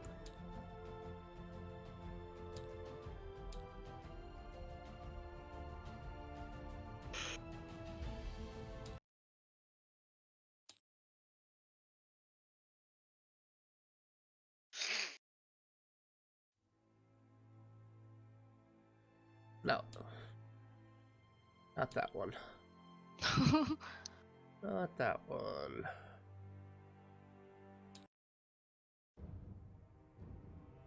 All right. So as you're looking at these bodies, both of you can kind of see it's like something is moving. Basically, some of the bodies get displaced, and there are pools of blood and sinew that seem to like almost, and it's like there's something underneath it that is moving I along. don't like that. Ugh. And then you can hear this weird sound. This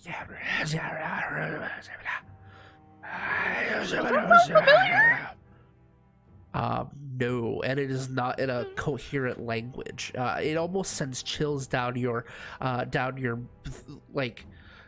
spine as you just kind of look, and that's when you see some of the corpses actually like literally are almost boiling, but not, and some of the masses of flesh begin to coalesce and shape as you see some of the faces literally begin to shift and fall off almost like liquid, but carrying the face with it as it coalesces into another form, and it forms together, and you see this like blobular of ooze with, you know, eyes and mouth, and it's just kind of shaking there as like a this like blob of flesh, mouths and eyes, and it's just you see a bunch of The different final boss of Yorha. yeah, Yorha raid. you see a bunch of different like voices, a bunch of different mouths, literally.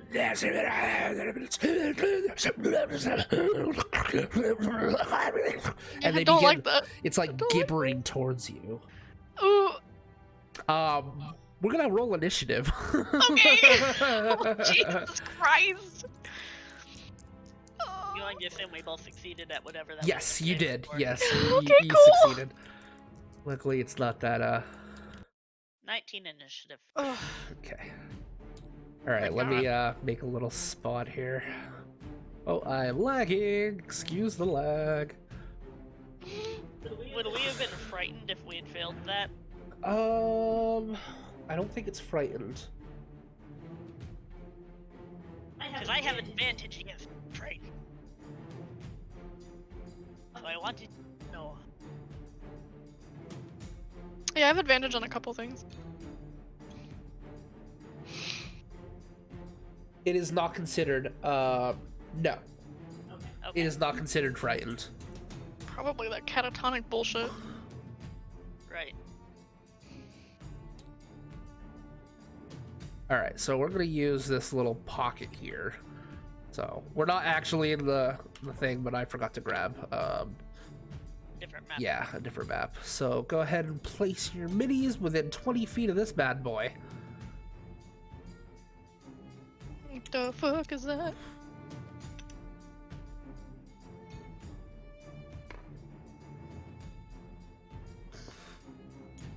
I'm a crocodile. I'm not actually.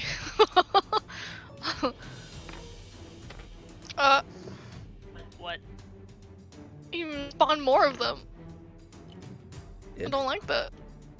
Yeah, so basically you see like basically as this is going on, you see three of these monstrous creatures. They're kind of shaking and writhing towards you. No thanks. All right, so what did everybody get on initiative? I got 11. 19. 11, 19. Okay.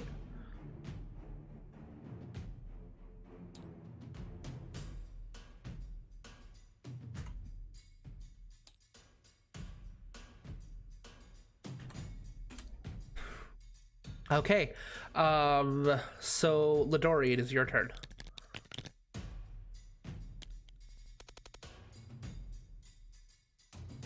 Lag. Okay, do these guys take up like 5-foot squares because they look about the same size as our base? Oh yeah, I forgot to change the size of the base. Hang on. Size of the grid. It's okay.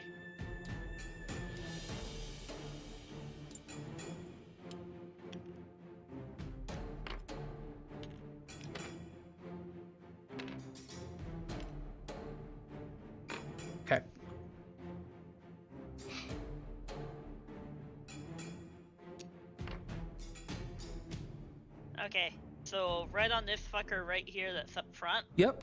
I'm gonna drop a moonbeam. Moonbeam. All right. Do I need to roll or do you roll?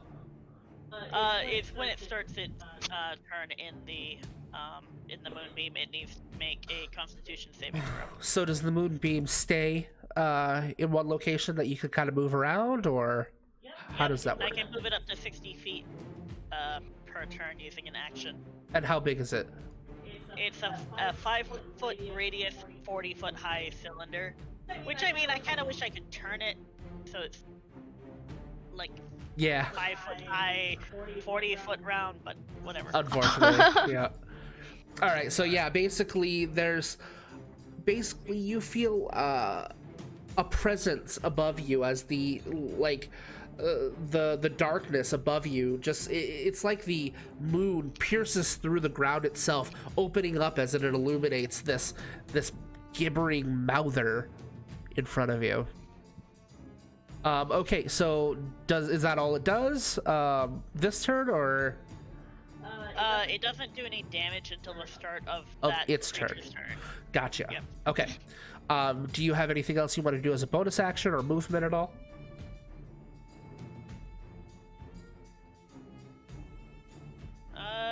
No. No, I think I'm going to chill out, Sure. wait for them to come to us. All right, Atlas, it is your turn. As my bonus action, I'm going to drop Wild Shape. Sure. And I'm going to cast.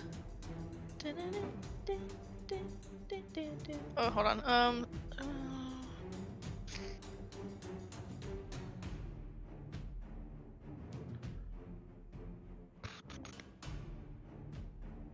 I'm gonna move.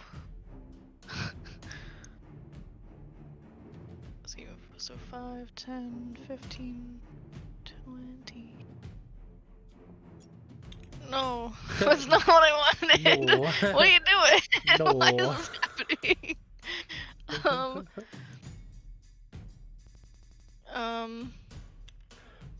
I'm gonna move right there, Okay.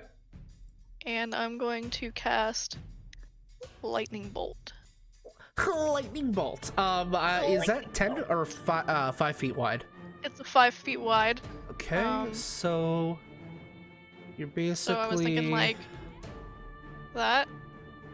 Would that hit all of them? You're Or gonna have are these to. two technically be missing?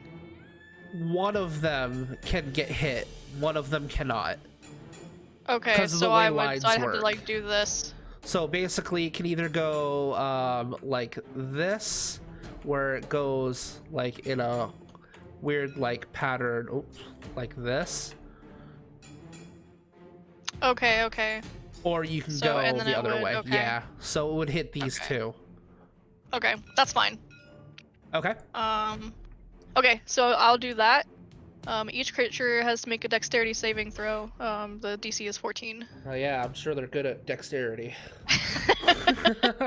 Dexterity saving throw. I need to get the dice for this. Let me fucking make it so What it is doesn't. Ah, fuck it. All right, so dexterity saving throws. What is the DC? 14.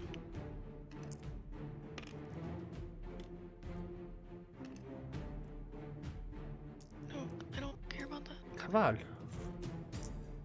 Stop lagging on me.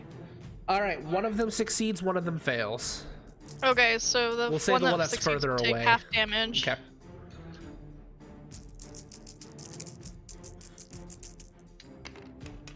Oh yeah. Ooh, so the one that failed takes 28, and the one that succeeded will take 14 Okay. lightning so damage. 28. It also, I don't know if this applies, but the lightning also ignites flammable objects in the area that aren't being worn or carried. that aren't. And it's being 100 foot long lightning bolt. So So, you I don't know what the concentrate fuck is for a around moment, here, but and you blast forward as it like arcs through and blast these two gibbering mouthers. You see some of the clothing, some of the rags in the area kind of flare up and smoke a little bit. It's too wet for it to ignite, but arcs through and blasts a chunk off of the wall behind it. Okay, so that's your turn. My turn. And it is now Flump's turn. Flump. Hang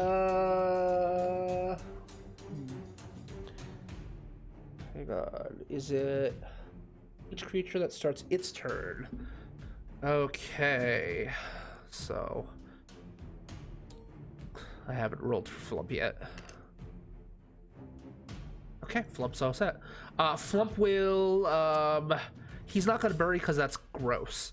5, 10, 15, and Flump will just attack the one in front of it. And misses. Just kind of like there's a moment where he jumps forward and he's about to attack, but he looks like he trips a little bit on some decayed flesh, and his horn just doesn't connect with the gibbering mouther, making it the gibbering mouthers first. So what happens on its turn? It has to make a Constitution saving throw. Constitution. It might be better at Constitution. Might be. Yes, it is. 13. The save was 14. 14. Okay. So what happens? It takes 2d10 damage. Okay, go ahead and roll.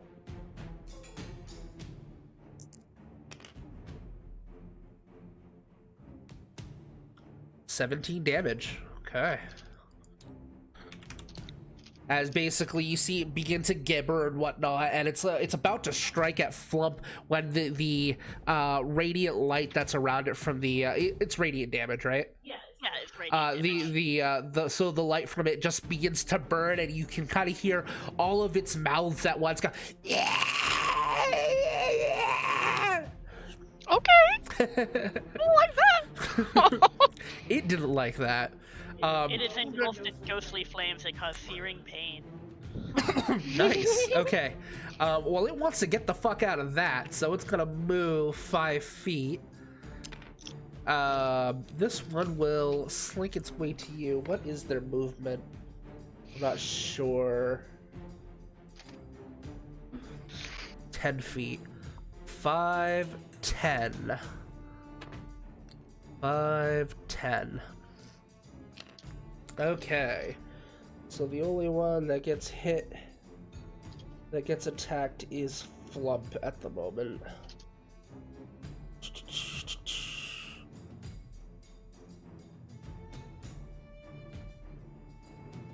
What level are you guys, by the way? 5. Okay.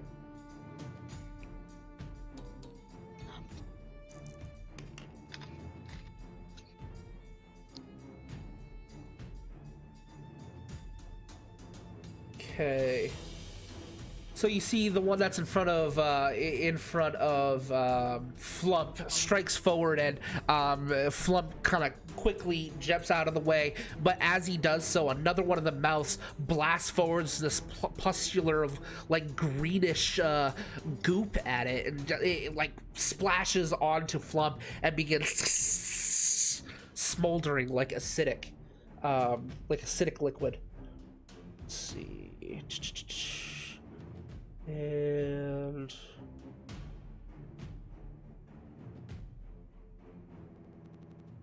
okay, and so he has to roll.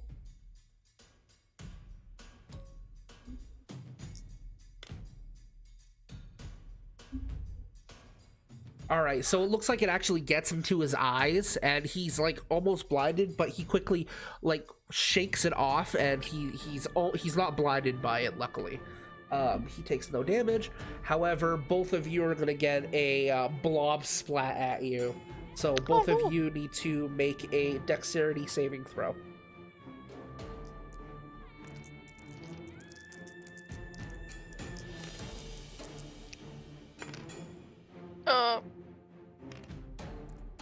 I rolled a 12.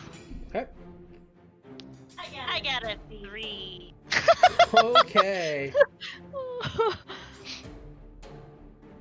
All right, so basically this blob of green splashes right at both of your eyes, and as it does so, there's a blast of light that comes from it, and both of you are blinded. Oh, cool. Until the end of its next turn. Sweet. Okay, so what does that mean for... That means you are at the disadvantage for any of your attacks. Okay. All right, that is their turns. It is now top of the round, so I believe it is Ladori's turn? Yes. Yep. Yeah. And my moonbeam is currently right here, right? Yes, yep. I'm gonna move it to cover this one. Is that a bonus action, or do you get to do that as a free action? That's an action, Oh, but okay. because I am currently blinded and I can't reliably see at the moment, Sure. it's just like... Yeah, basically, so you kind of remember where it moved and right before it spat at you, and you focus it over into that direction, and the column of light is now over that one. Is there anything else you can do, bonus action or anything like that? I have some... No. All of my bonus actions are spells at the moment that don't really do anything. Gotcha. Okay, Atlas, it is your turn. Hmm.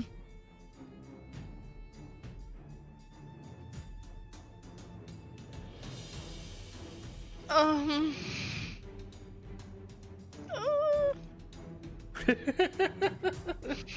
Concerned noises. How much HP do you guys have, by the way? 41. Okay. I have 49. Yeah, because I've been rolling minimum every I fucking time in every fucking game. Yeah, that happens. So, Atlas, what do you do?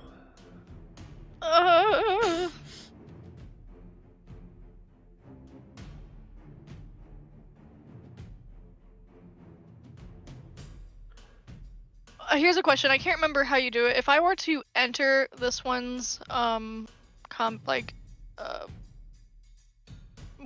I entered, yeah, if I enter this one's like within 5 foot, would it get an attack of opportunity on me? Only or... if you leave its threat range. Okay, so what if I were to So enter it and then move right here? If you went there, you would be fine. Okay, I'm gonna move right here Okay. and use thunderclap. Okay. Fuck yeah. I don't think that's an attack, right? They have to roll, right? Yeah, they have to roll a Constitution saving throw. Okay, Constitution. They're decent at Constitution. What's the DC? 14.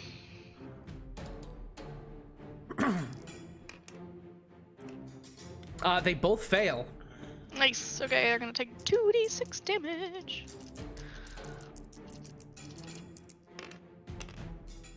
That is 8 points of thunder damage to both of them. Points, okay.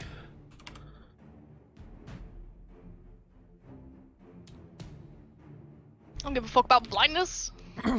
So yeah, I'll your just hit eyes everything are at like, once. you can't see anything, but you remember in your mind's eye where they were, and that you grit your teeth, charge forward, and you can kind of feel and hear the noises, and you just blast forward. Ladora, you would be able to see this if you weren't blinded, as there's a shockwave of sound that you can hear, just boom, and you can kind of hear it as it recoils from the pain. Okay, it is Flump's turn. Flump is going to attack the one in front of it. You know what? Actually, he's going to do a 5-foot shift this way and attack the one in the center so he can get a sneak attack. Yeah. Unless they're immune to sneak attack. Maybe. Immune. Nope. Okay, they're not. What did I roll? 8. Plus his modifier. And the armor class is 9. Yeah, okay. So yeah, he hits. You know what? I don't have fucking Flump's character sheet up. How dare. Right?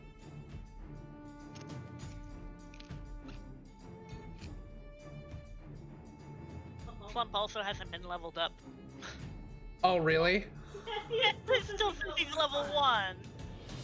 Poor Flump.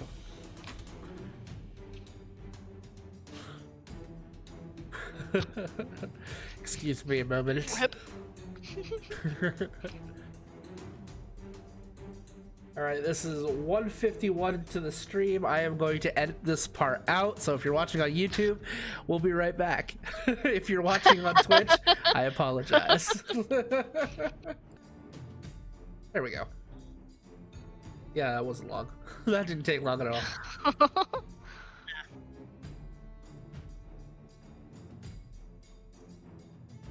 Just gotta wait for it to load.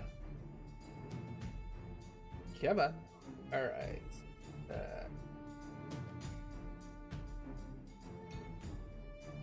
3d6.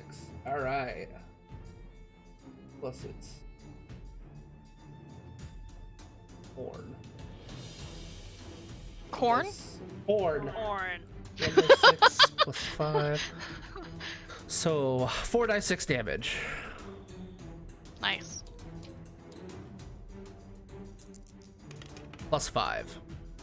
All right, 15 damage. As you see, it just kind of, it picks like one of the eyes and jams its horn into it, pulls back as some of the gross pustular goop from the eye, as well as like sinew and blood trails from it as Flump comes back, dealing quite a bit of damage to it. Hell yeah, hell yeah. Now I'm surrounded by 2 of them. Yep. Just fuck me up. It is their turns. All right, time to see. Constitution saving throw. Constitution saving throw. First of all, we'll do that first. That's for the one in the center? Yeah, okay. It fails.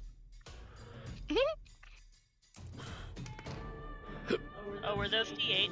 Those were D8s. Yes, those are D8s. Sorry. Oh, We'll not count the last one.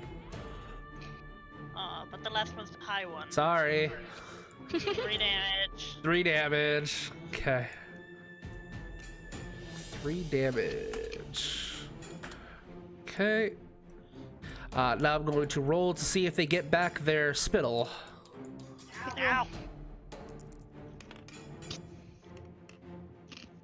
None of them get back their spit. Good. So 2 will attack Flump, and 1 will attack Atlas.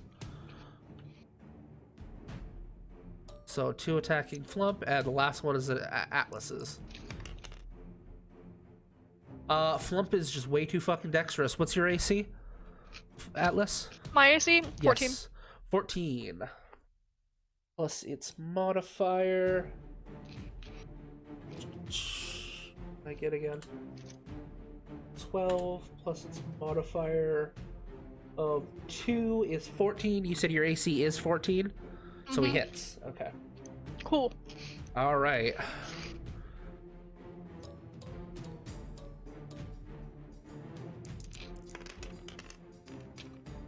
Make a strength saving throw for me. Oh, okay. Oh.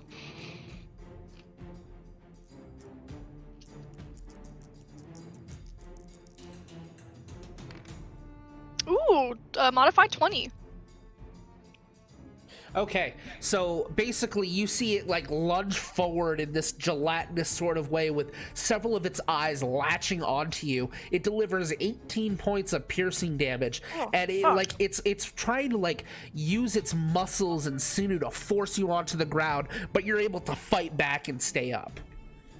Okay. Okay, so and then that is their turns. You said 18 points? 18 points of piercing damage, yes. Making it Lidori, it is your turn. Lidori is going to move 5 feet this way and attack this thingy twice. Okay.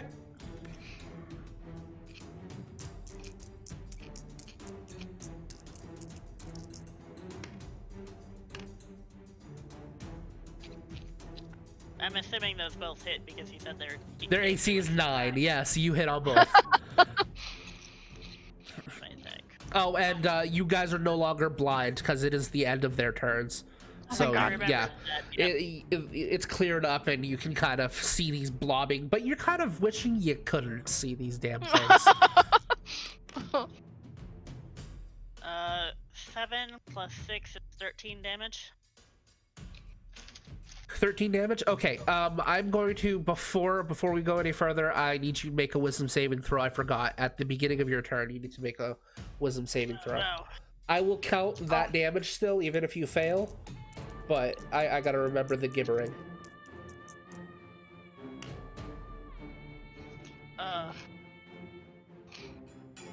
What'd you get? 6. 6. Oh. So basically, you jump up, you make those quick slashes, but then as it gets slashed and whatnot, you hear, and it begins making this noise, and it's just chilling you to the bone. And let's see what happens. And you are 1 to 4. Oh, I'm sorry, it's a die 8.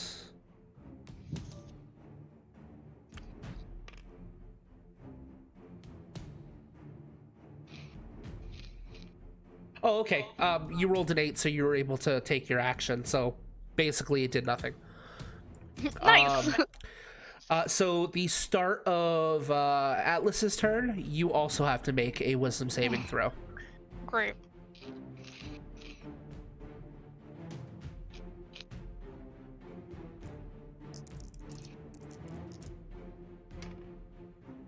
Uh, 12? 12 succeeds, just Oh my barely. god. So it's making this weird noise, but you're able to kind of fight past it and take your action. What do you do? Take a Focusing moment on the to one swing that's a in Gatorade. front of me, so the one that's in the middle of this guy, I'm going to cast Primal Savagery. And I make a melee attack.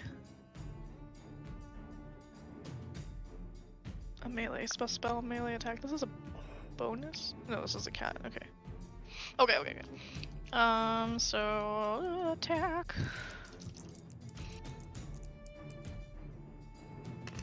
Oh, jeez, why I keep rolling like garbage. 14 14? to hit. Yes, 14 absolutely hits. Okay.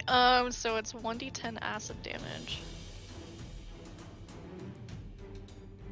Or wait, hold on. No, it's 2d10 acid damage. So it looks like so you're slashing this thing with your claws? Well, yeah, so I sharpen claws Okay. to fuck I've this never thing heard up. of that spell, so okay, cool. Yeah, it's a druid. It's a druid cantrip. Nice. This actually might have come with the Tasha's Cauldron, I'm not sure. Oh. Cool. But I had access to it, Xanathar's- so. Yeah, Xanathar's Guide. That is 8 acid damage. Okay, it is not immune to acid. Okay. So you basically come forward, you slash at it. You said 8 damage to the one in the center? Yep. Okay, so basically you lunge on the damn thing, and you're the dripping acid from your claws. You just begin just tearing it apart, ripping eyes and teeth, and just eviscerating this pile of sinew in front of you. And eventually, it just begins bubbling up, and then just falls and reverts to a liquid state, and Yeah, it is fuck you. dead. Okay. Anything else you can do on your turn? You know what? Maybe. Because that was a cantrip, so. Yeah, so you can still cast No, I don't have any. a bonus Well, action if you I don't have. have any bonus. I have no bonus action stuff. Oh, so. okay. Okay, so it is Flump's My turn. turn. Flump is going to position himself here to attack from behind. He doesn't get sneak attack, but he's basically holding himself up so you can get into a flanking position. Even though flanking is not the actual rule, but because he's a rogue, he gets sneak attack if somebody's within 5 feet. But he doesn't get it this turn, so he's just going to make a raw attack. Okay. and misses.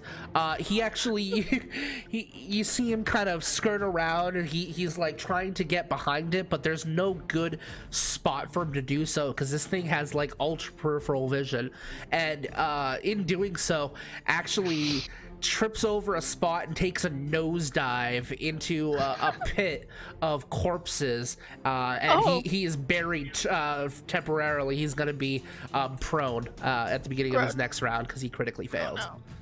Okay, so that makes it the gibbering mouther's turn. Oh, Flump also needs to make a wisdom saving throw. I forgot.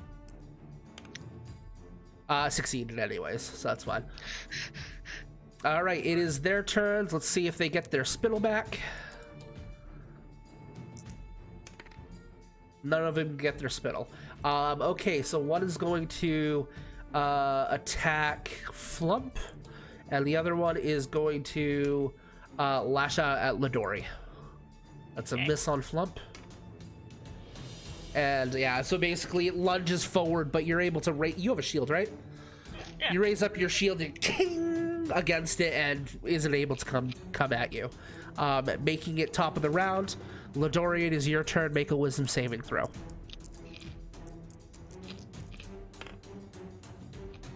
Are you fucking kidding me? Okay. I got an 8. 8. What's your modifier? Well, that's with the modifier. That's with the modifier, okay. I have a +4 to wisdom saving throws, and I can't roll above a 10. Yeah, I haven't really been rolling above a 10 very often either. Okay, on a 7 or 8, the creature makes a melee attack against a randomly determined creature within its reach. Okay, so I'm gonna say roll a die 6. On a 1, 2, or a 3, you hit Atlas. You hit Atlas. Oh, cool. Go ahead and make a swing. Well, 2, because you have... Well, it just says A. Makes a melee attack. So yeah, you just one swing, because you're under the effects of the gibbering. Of course, now you roll good. Oh, good. Yeah. Fuck me up. It's only 1d8 plus 3 is fine.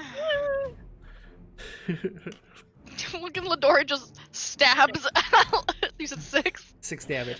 So yeah, basically you're about to swing at the gibbering mouther, and then there's this like compulsion effect as you just like lose focus of everything and swing wide and slash at Atlas instead. Like, what the fuck? Sorry. Okay, that makes it. Do you have anything else you can do with your with a bonus action? Or wait, I'm not sure if you can. No, you can't do anything else because you're under the effects of the gibbering. Okay, so it is now Atlas's turn. Atlas like kind of smacks at Lidori and like, wake up! Wake up! I'm not the problem here. And I will use Primal Savagery again on this thing. Okay, seemed to work last time. Make a wisdom saving throw first. Oh fuck. Okay.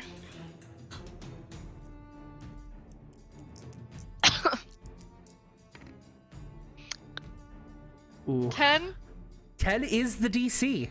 Oh, for fuck's You sake! succeed. Oh my god!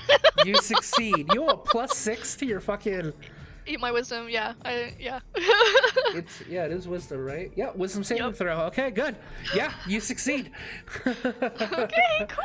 Alright, Wow, so Primal that was Savagery, I'm gonna clutch. attack this thing. Good thing you're a druid. Yeah, ooh, 12. Okay, 12 hits. Cool, alright, 2d10 acid damage. Lag. Ooh, 16. 16 damage. Okay, 16, get 2. Okay, so basically you sharpen your claws and you lunge at it. Right before you lunge, it sends this echoing gibber out at you. And you can feel that compulsion effect come over you, but you just barely shake it off and fight through, and you slash at it, and once again you pounce on her, ripping eyes and teeth out. And it bubbles and liquefies. And then there was one. Atlas is just like, I'm angrier than you. Fuck you. Okay. The last one will try to get its spittle back. Does not. And will attack, Flump. And hits. Okay.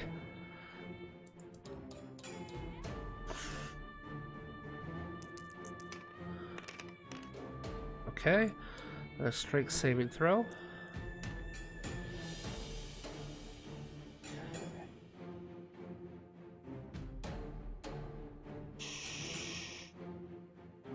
All right, so you basically see it like lunge forward and almost is consuming Flump at this point, just all over, biting, tearing pieces of skin, flesh, and fur, just scattering everywhere. Flump is not looking good right now. He is very damaged, but you see Flump kind of fight back, isn't consumed by it completely, not knocked prone, and pushes the gibbering mouther off of it, and you see the blood just kind of pouring from Flump, and closing one eye. Lidori, it is your turn.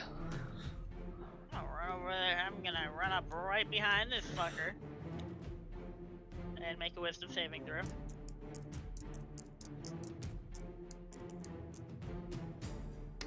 Yep. Man, you keep getting hit I by am that. using inspiration Yes, because absolutely. Yes, Jesus Christ. you can use your inspiration. You've been just rolling crappy tonight. Yeah, we've both been rolling Okay. crappy. You're good. That's much better. You basically, you're like fight, you feel that echoing hit your head again, you kind of shake out of it, and you're about to feel yourself succumb to it, but then you're looking over and you're seeing Flump just pouring with blood, and you're like, no, and you're able to act. What do you do? 2 attacks. 2 attacks, all right.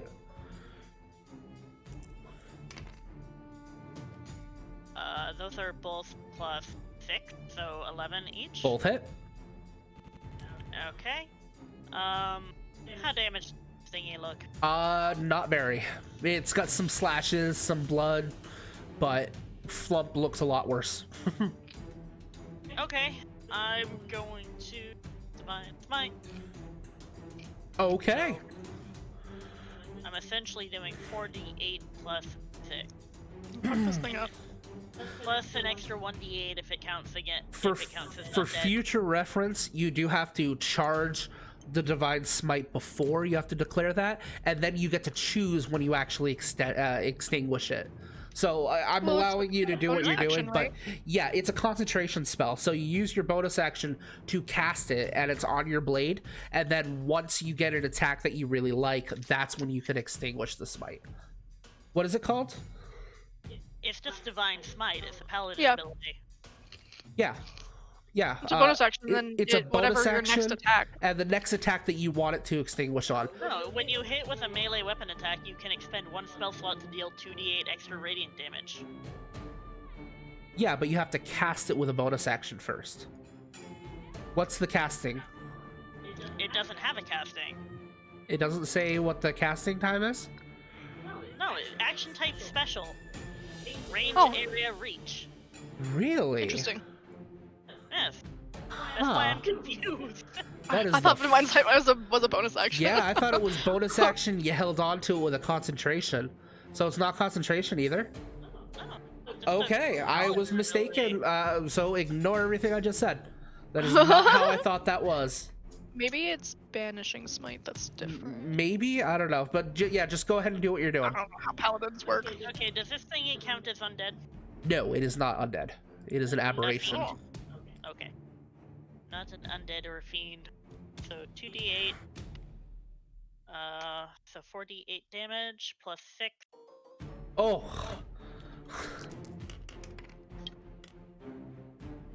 Okay. Nice. Plus 6 is 24. 24. So 41. Okay, 41. All right, so basically you look over, you see Flump just kind of not looking very good. You come up, your sword, you have a sword, right? Yeah. Your sword glows with that golden energy as you strike down. Boom! It flashes with an eruption of divine energy slashing into it, and it looks pretty fucked up now. That one blow really did not care for that strike. I am either trying to kill it or to appear to be the bigger threat to it. Okay, go ahead and make an intimidation check at the advantage. Intimidation! I actually have a +3 to this, apparently. 10. 10? Oh, I do have natural recovery. It doesn't seem to care. Yeah, I figured. Okay, so that means it is Atlas's turn. Go ahead and make a wisdom saving throw. Oh boy.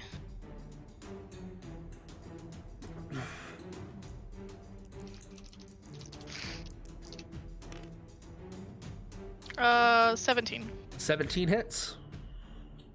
Succeeds. That succeeds. Wait. It was my wisdom saving throw. Oh, sorry. I thought you were hitting. My mind went blank for a second. Okay, yes, you succeed. What do you do? Cool. Alice is going to move over here, snarl at this thing, and then touch Flump and cast Cure Wounds. Okay, good, because he had 2 HP left. I'm gonna cast it at 2nd level. Okay. So cast that. So that's 2d8 plus 3. 2d8. 1.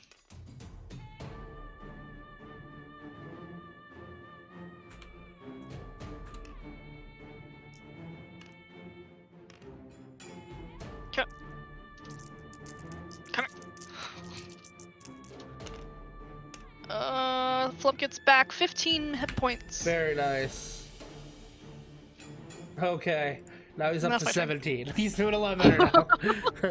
So yeah, basically he's like staggering, one eye's open. You walk over and you lay hands onto Flump. You can't forget I snarled at the fucking weird aberration thing. Snarling at the aberration that is before you, and You just go. that is basically your incantation as you lay hands, as the snarl kind of echoes and turns into that radiant nature energy as it surrounds Flump, healing some of the wounds. It is Flump's turn. Flump is going to take an attack, and Fuck it up. yeah. This is a sneak attack if he hits. He does.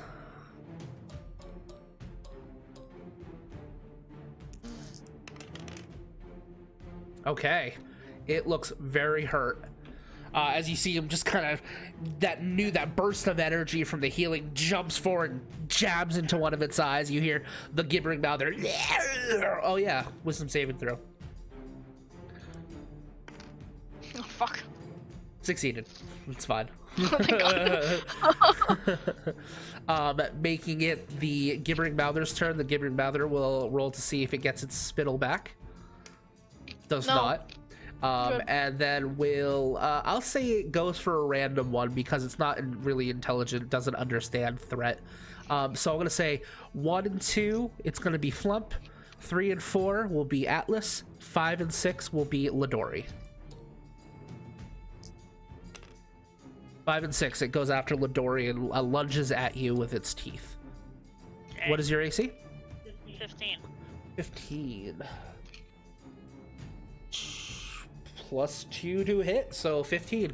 As you see it lunge forward and basically you bring up your shield, but its mouths like flow around it as basically it chomps onto your neck and takes a nice big chunk out. I don't like that. Neither does Lidori. Nope. as you take 18 points of piercing Oh, damage and have to Jesus. take a strength saving throw. Man, I'm making a mess. Just throwing popcorn everywhere. It's probably fine. What'd you get? Oh no. Oh no, what happened? Basically, Oh no! you see as it lunges over and through the shield, it like almost like acts like a wave as it crests over and almost consumes Lidori, knocking her prone on the ground. Oh, And no. Lidori, all you feel is yourself restrained with just this mass of flesh, bones, teeth, and eyes circling all over you. At this point, Atlas, you cannot see Lidori. She's completely covered. No. Making it the top of the round, Lidori, it is your turn. So I'm restrained. I You are can't not move. restrained. Oh, No, Oh, no, cool. that was just a description. You are prone. I'm prone. Yes. So technically, you could get up. Yeah, half your movement, you can get up. Half my move and I get up and I attack this fucker again. Fuck Let me you. just make sure. Multi-attack, bites, knocked prone. Yep, okay. Okay, so I'm not grappled or anything. Yeah, I'm- basically you push the liquid creature off of you and you get yourself back up. And you see it kind of flows off of her armor and her shield as you see Lidori stand back up. I rolled a 17 on a wisdom check, by the way. 17 Saving throw. succeeds. Okay. 2 attacks. Okay.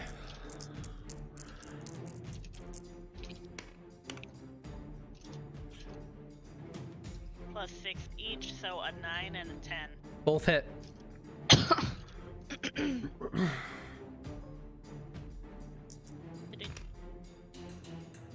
11 damage. 11 damage. Tell me what happens. Lidori, swearing in a halfling. I Swearing can't understand. Right. You can probably tell by her tone and the gesture. These probably aren't very. And as she pushes herself up from the ground, she brings her sword up in a slice, and then back across, and then just starts wailing on the thing. Stay down! So basically you see her push her way up, it's flowing off of her shields and armor, and you hear her say, Krua Talak! Whap! Whap! And just starts it begins splashing pieces of flesh and bones. You see teeth go flying off in directions, Oh. and eye shoots off and flies off out of sight as it just and then flows and disperses. And it is dead. Ow. Yeah. Yeah, you see Flump just kind Ow, of indeed. flumps down. Lives up to his name. He doesn't even care that he's on top of bodies right now. He just takes a sit. Oh, yeah. My flumpy buddy. How is everybody? Flump gives you this look like, really? I mean, listen, just trying to get a feel for But it. Flump will slowly go up against you and just kind of nuzzle you, recognizing that you healed him during that battle. Yeah, I will heal him again. Well, how, are you down any HP, Alice? Yeah. I'm down about half. Okay, 21.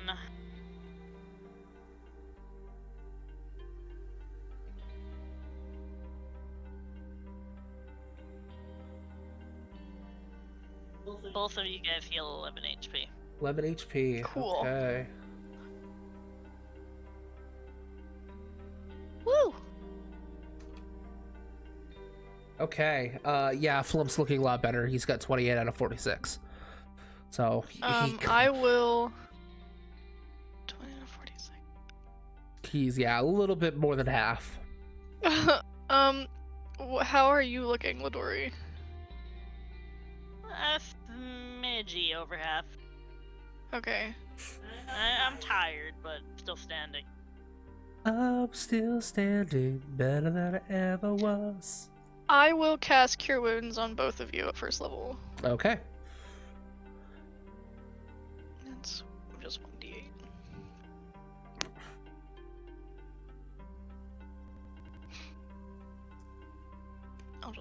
We'll do one. So I'll do Ladori's first. That's That's a d20. What yeah, am I was gonna doing? say that's a d20. Here we go. Why are you rolling off? I didn't ask for this. Stop I it. didn't ask for this. No one asked That's for the this. d10. This right here. This is all I want. Jeez. Not Okay, bad, that's not really bad. good. So you get 10 hit points back, and Okay, then nice. let's see what Flump gets back.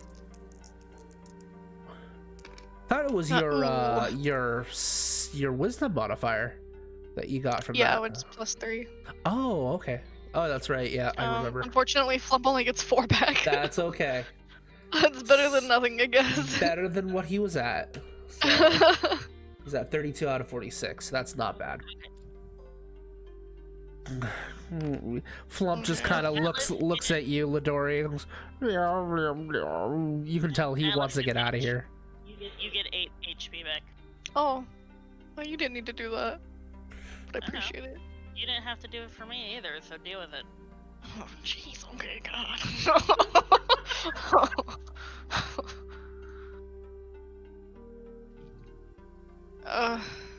How long has it been since we got here? Probably since you've probably been down in the caves. It's probably since you entered the graveyard itself. It's probably been about 2 hours.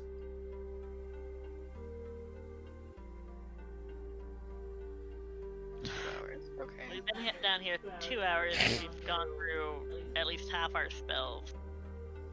I'm okay, because I have some good... That was one of the harder Cantrips. encounters, so. Yeah, that kind of fucking sucked.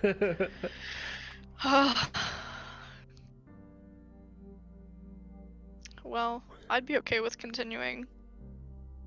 Yeah, let's keep going. Is this like a pit full of bodies? Yes. Is this where it looks like they took everything and the only way out is back through to the water? Yes, that is correct. Do you guys want to check the area out, or are you heading back? Yeah, I want to... What the hell are these things? Wow. I would say either a nature check or an arcana check. It's gonna be a high difficulty either way. Okay, I'll do nature, because that's high. I have a better modifier for that.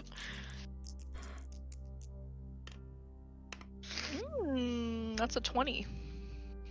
Okay. I only get a 15 and I have no modifiers for it. Okay. So a modified 20, you've heard of the gibbering mouther before. Just kind of tales that you've heard from Menodius. You've never seen one, and the fact that one is in the area kind of sends shivers down your throat, your spine. The fact that there are 3 is kind of terrifying.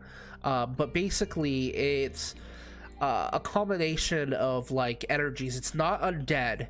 So something basically created this. Something tainted the area around, and it coalesced and turned into this. And it was feasting off of the bodies. Don't like that. Don't like that.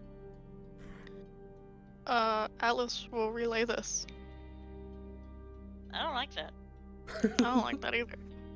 Oh my. So, makes me wonder if whatever I found in the forest is also something like this. I guess we can't find out until we keep going. So this is a dead end? Yes, it is just a room with bodies. Okay.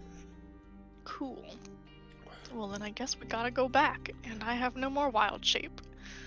Ugh. Are you guys looking around at all, or are you just heading back? Well, we'll look around, see if there's... Yeah, we Sure. can look around. All right, either perception or Atlas investigation. will try to stall as much as he can before they have to go back. That's understandable. Is it an investigation check? Yes. Natural 20. Very nice. What'd you get? 5. You're just I kind wasn't of too worried about having to go back. yeah, you're dwelling on the fact that, oh shit, I have no way to go through that water now. Fuck. What am I gonna do? Meanwhile, Ladori, you're kind of looking around, investigating the surroundings, kind of plugging your nose a little bit at the smell, and then searching around.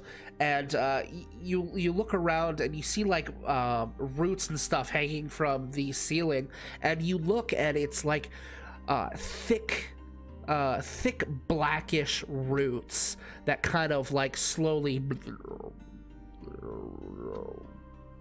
just kind of swaying, and it's making a writhing noise. You saw these before when you guys moved the statue of that man.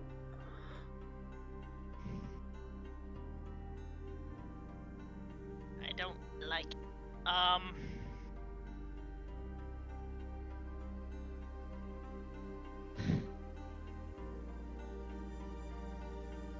Can I fling a sacred flame up there to see what happens? Sure.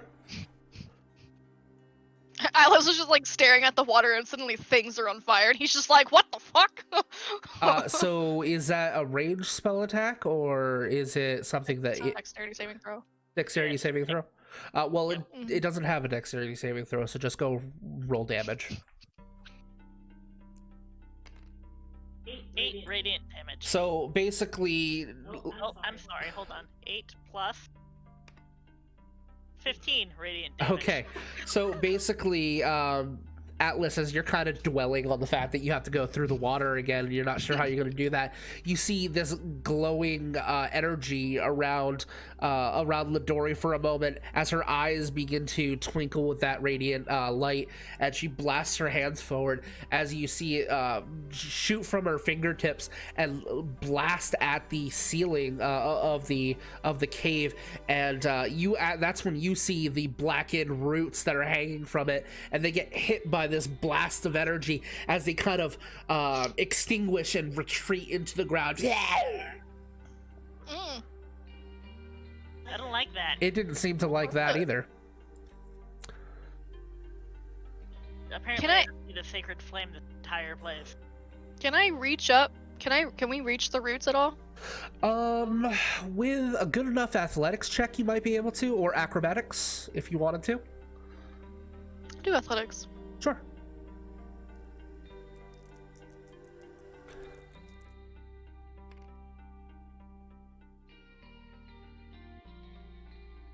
Aha. So you basically, because you're using athletics, it's more of a climbing check. You grab a hold of one of the rocks in the ground and you hoist yourself up, grab a hold of one of the roots, and right before you're able to, the rock that you were basically lifting yourself off slips out of the wall and you fall on the ground, boom, and against the pile of bodies, and you're just kind of engulfed by bodies. Oh. No damage or anything, just kind of your pride. At least going through the water will help wash it off, right? No, I'm not going through the water. Oh, I guess you're staying here. All right, what do you do? Our options are either we camp here with the stinky, smelly bodies, or we go back to the water. Camping is looking pretty great. If I were to jump and try to cut at the roots, would I be able to reach? Because you rolled a natural one, I'm not going to allow another attempt. Okay. Only because you rolled a natural one. Okay. I mean, there's a walkway in between where the pit is and where the water is, right? Yes, there's a tunnel. Okay, so how about we go further in the tunnel, away from the stink, set up camp, and rest for a little while. That way you do your shape changey thing and not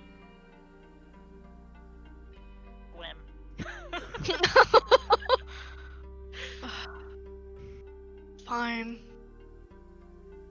Atlas Or will I like. could try to throw you across the water, but I make no promises. No, that's fine. Atlas yeah. will begrudgingly see, climb out of the nasty Flump- pile of bodies. Flump nods his head like, yes, let's do that. Nah. Flump, let me ride on you in the water. He turns his back and he sits down.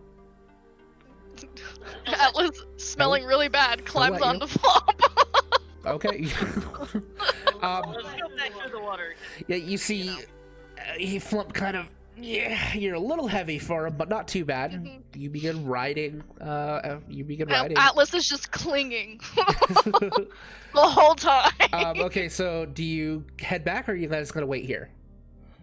I guess we can head back. Just head back. Okay. Lidori wants to wash off some of the stink in the blood.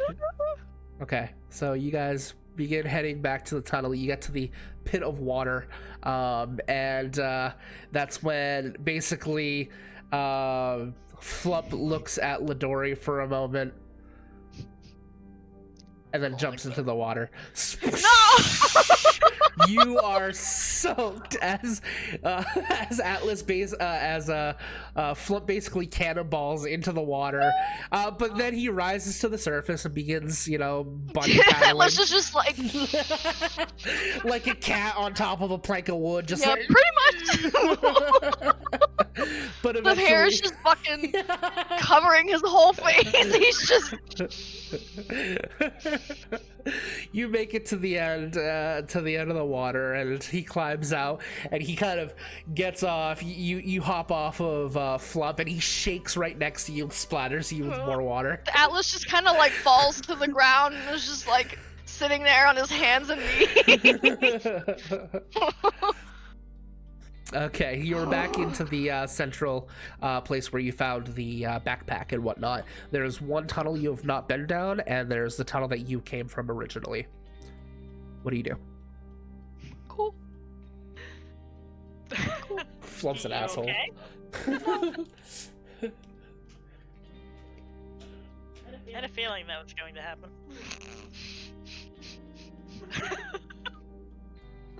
But we're not wasting time with setting up camp. Atlas just kind of like lays down.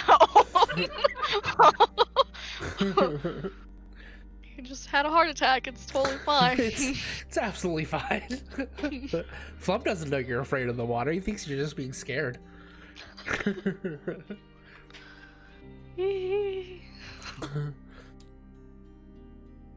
Okay.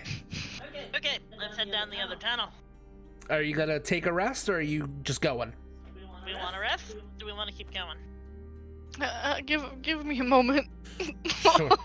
A rest because you're on hard mode. It's going to be 8 I know. hours for a Atlas short just rest. needs a moment to like mentally recover. Okay, so you're not taking a short rest. You're just No. collecting yourself. Yeah. Okay. So, I mean, a short rest would give us an excuse to pause the game because it's 10 o'clock. Yes, it would. That is a good point. That is very true. My camera is out of focus for some reason. Okay, so for brevity's sake, the other tunnel was actually a dead end anyways. So you guys finish exploring that. You find nothing else of use, and you emerge. You basically head back and come out of the graveyard. Looking around, even if you're very thorough about it, you're not able to find anything. Will somebody roll an intelligence check to see if they had basically a sense of mind to take a collection of the I know you were trying to collect the roots, but see if you collected some of the gibbering mouther at all. Oh, that's a good point. Intelligence. Yes, just a raw intelligence check. I get a 9. Nine. I got an 8. Nah, you guys didn't think of it. Okay, so yeah, you guys head out of the graveyard, and the guard just kind of looks at both of you, all three of you, just covered in scrapes, bruises, soaking wet, and he's like, "What the hell happened to you?" And that'll end tonight's episode. Don't talk to me. Okay. All right. Well, the door is just like there was a hole. So What does let's that mean? see. There's a hole. So you guys got one automatic for the recap. You got an additional one for the deadly encounter. And you guys have a possibility of 3 more that you can get by chaining together. I don't know if there's anyone else in chat, but if there is, go ahead and post what you have learned, and you could possibly net them above the maximum 5 that they'd be allowed to get. So anything you've learned, whether or not it was, about the setting, about their characters, about our play style, or even if something you enjoyed, go ahead and post it in chat, and you can net them more XP. But until then, we will go with Atlas first. What have you learned? Well, I learned that the incident where these people were put into a catatonic state wasn't actually outside, but it was inside a mausoleum. Right. Which actually changed what plans I wanted to do. Right. Lidori. Midori is apparently good at squirrel trekking. Those skills you never thought you had. Oh my Atlas. God, that's so funny.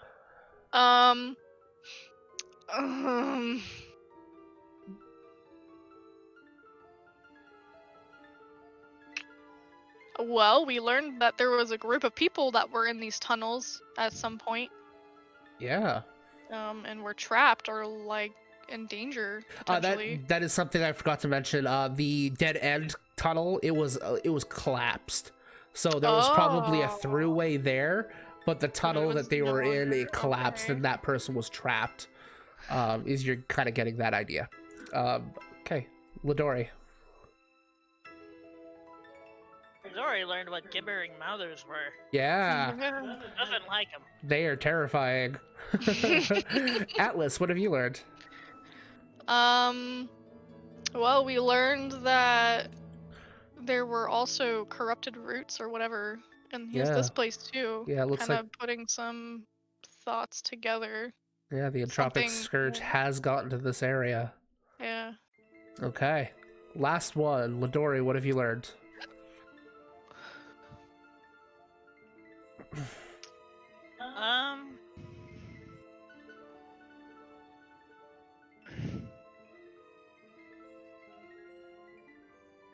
Midori has learned that the roots don't like sacred fire. Yeah, it seemed to specifically not like the holy energy that came from that. Okay, so that is 5 checkpoint XP. I don't know if that levels you up. Does it? No, we were at 0. Okay, I think this is the first campaign you guys haven't leveled up. The first session you haven't leveled up. All right, so that's 5 checkpoint XP. Excellent. And then next time we'll figure out maybe if we can find out what the hell's going on. Oh, hey. All right. Learn that Z's concerningly good at sounding like a gibbering mouth. Yeah, it was pretty terrifying. Oh man, I love my sound effects, man. I love them. Thank you. I will allow that, so you guys get an extra checkpoint XP for a total of 6. All right, so that was where we'll end tonight's episode. I want to thank everyone who joined us today. We didn't have enough people in chat to do the giveaway. Will not your dreams. I'm sorry, Zay. But maybe next time we'll have enough people in chat to do the giveaway. So stay tuned for that. And if you're watching on YouTube, join us in Twitch. You actually get a chance to win stuff. But until next time, I want to thank everyone else for joining us, and until then, toodaloo. Bye.